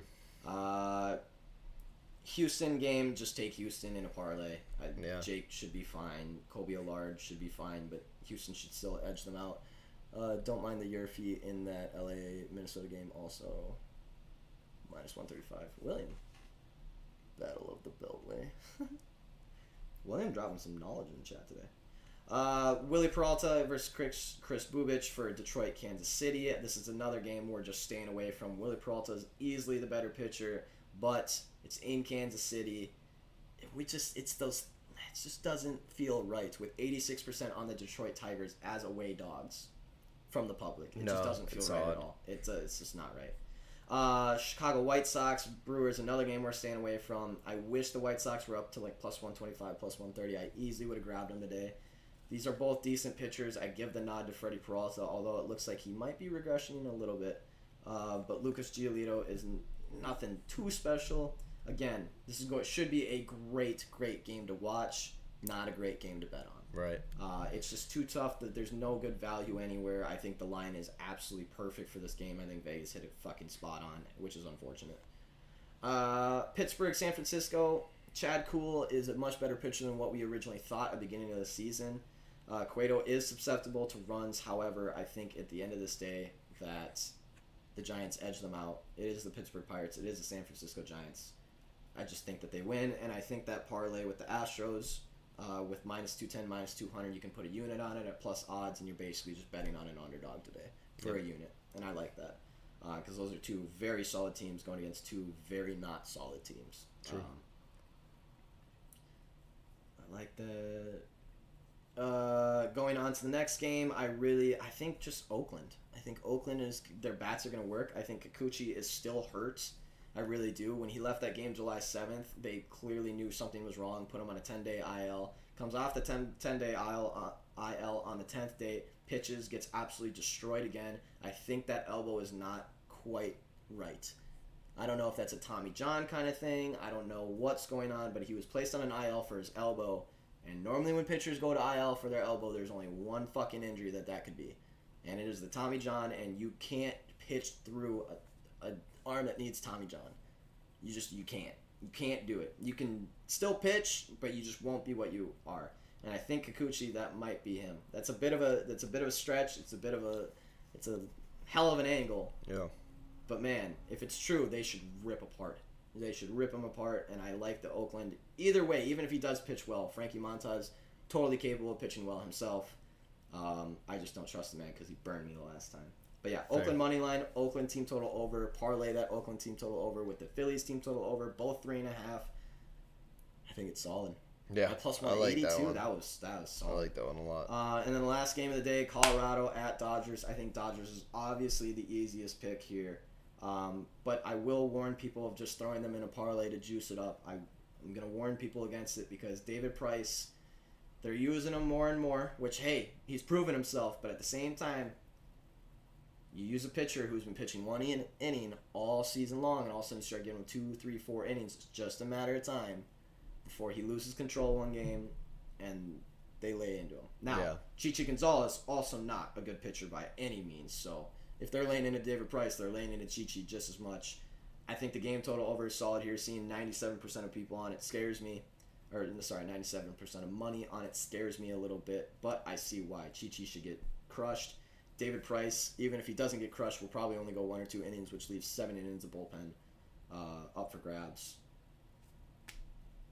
Yeah, I would just kind of, it's not a stay away. I would just wait on that to see what's going on. Yeah, I have to see what comes back with the lines and everything, because this game's going to be moving a shitload. Yeah. It looks like a lot of people have some angles on that. So that's summary of the day. That's the bets. We went almost an hour late today, but hey, it was a great day. A nice almost 3 hours of fellas show. Nice. We apologize for the technical difficulties today. We'll get better. It wasn't too bad. It wasn't too bad. We apologize for some technical difficulties, though. You guys will see. We have shit coming. I'm not apologizing for anything, and nothing's going to improve. Thanks for coming to the show. It's Fellas Friday. Get in our DMs if you're in the chat. If you want a free week of VIP picks. Oh my god, I forgot about the fucking free week of VIP for everyone in the chat. I forgot about it. In the 7th grade, I threw a perfect game through pain in my elbow. After the game, I went to the hospital. Turns out I needed surgery. I was the first one to ever have the surgery, so they offered. William's a new subscriber. Hey, thank you, William. Thank you, William. Appreciate you. Great chat today. To name it after me, I declined because I am so humble. Had them name it after my favorite underwear.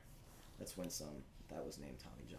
All right, so Braxton is going to be blocked from the channel. Cam, win some money today. Let's go. William, win some money thank today. you for Stephanie, coming in. let us know who you're betting live because she hit another Yeah, one she's yesterday. always just... Oh. Can I ask, wait, Braxton, are you in the same height you were in the 7th grade? Oh! It's too hot in here. Shit on! It's too hot. Get shit on. We gotta get out of here. Braxton Beal surgery. Alright. We need to get the fuck out of here. We need to get the fuck out. We appreciate everyone in the chat. We'll see you on Monday at 10 a.m. We'll keep doing this. We gotta run. You guys keep coming. We'll keep doing this. Yeah, this is awesome. I can't wait for football season because it's going to get fucking spicy in here. It's going to get spicy. We'll be back Monday, 10 a.m. We'll see you all then. We appreciate everyone. Have a great Friday. Great weekend. Win some freaking money. Win some freaking money. I I grew a little bit. Let's go.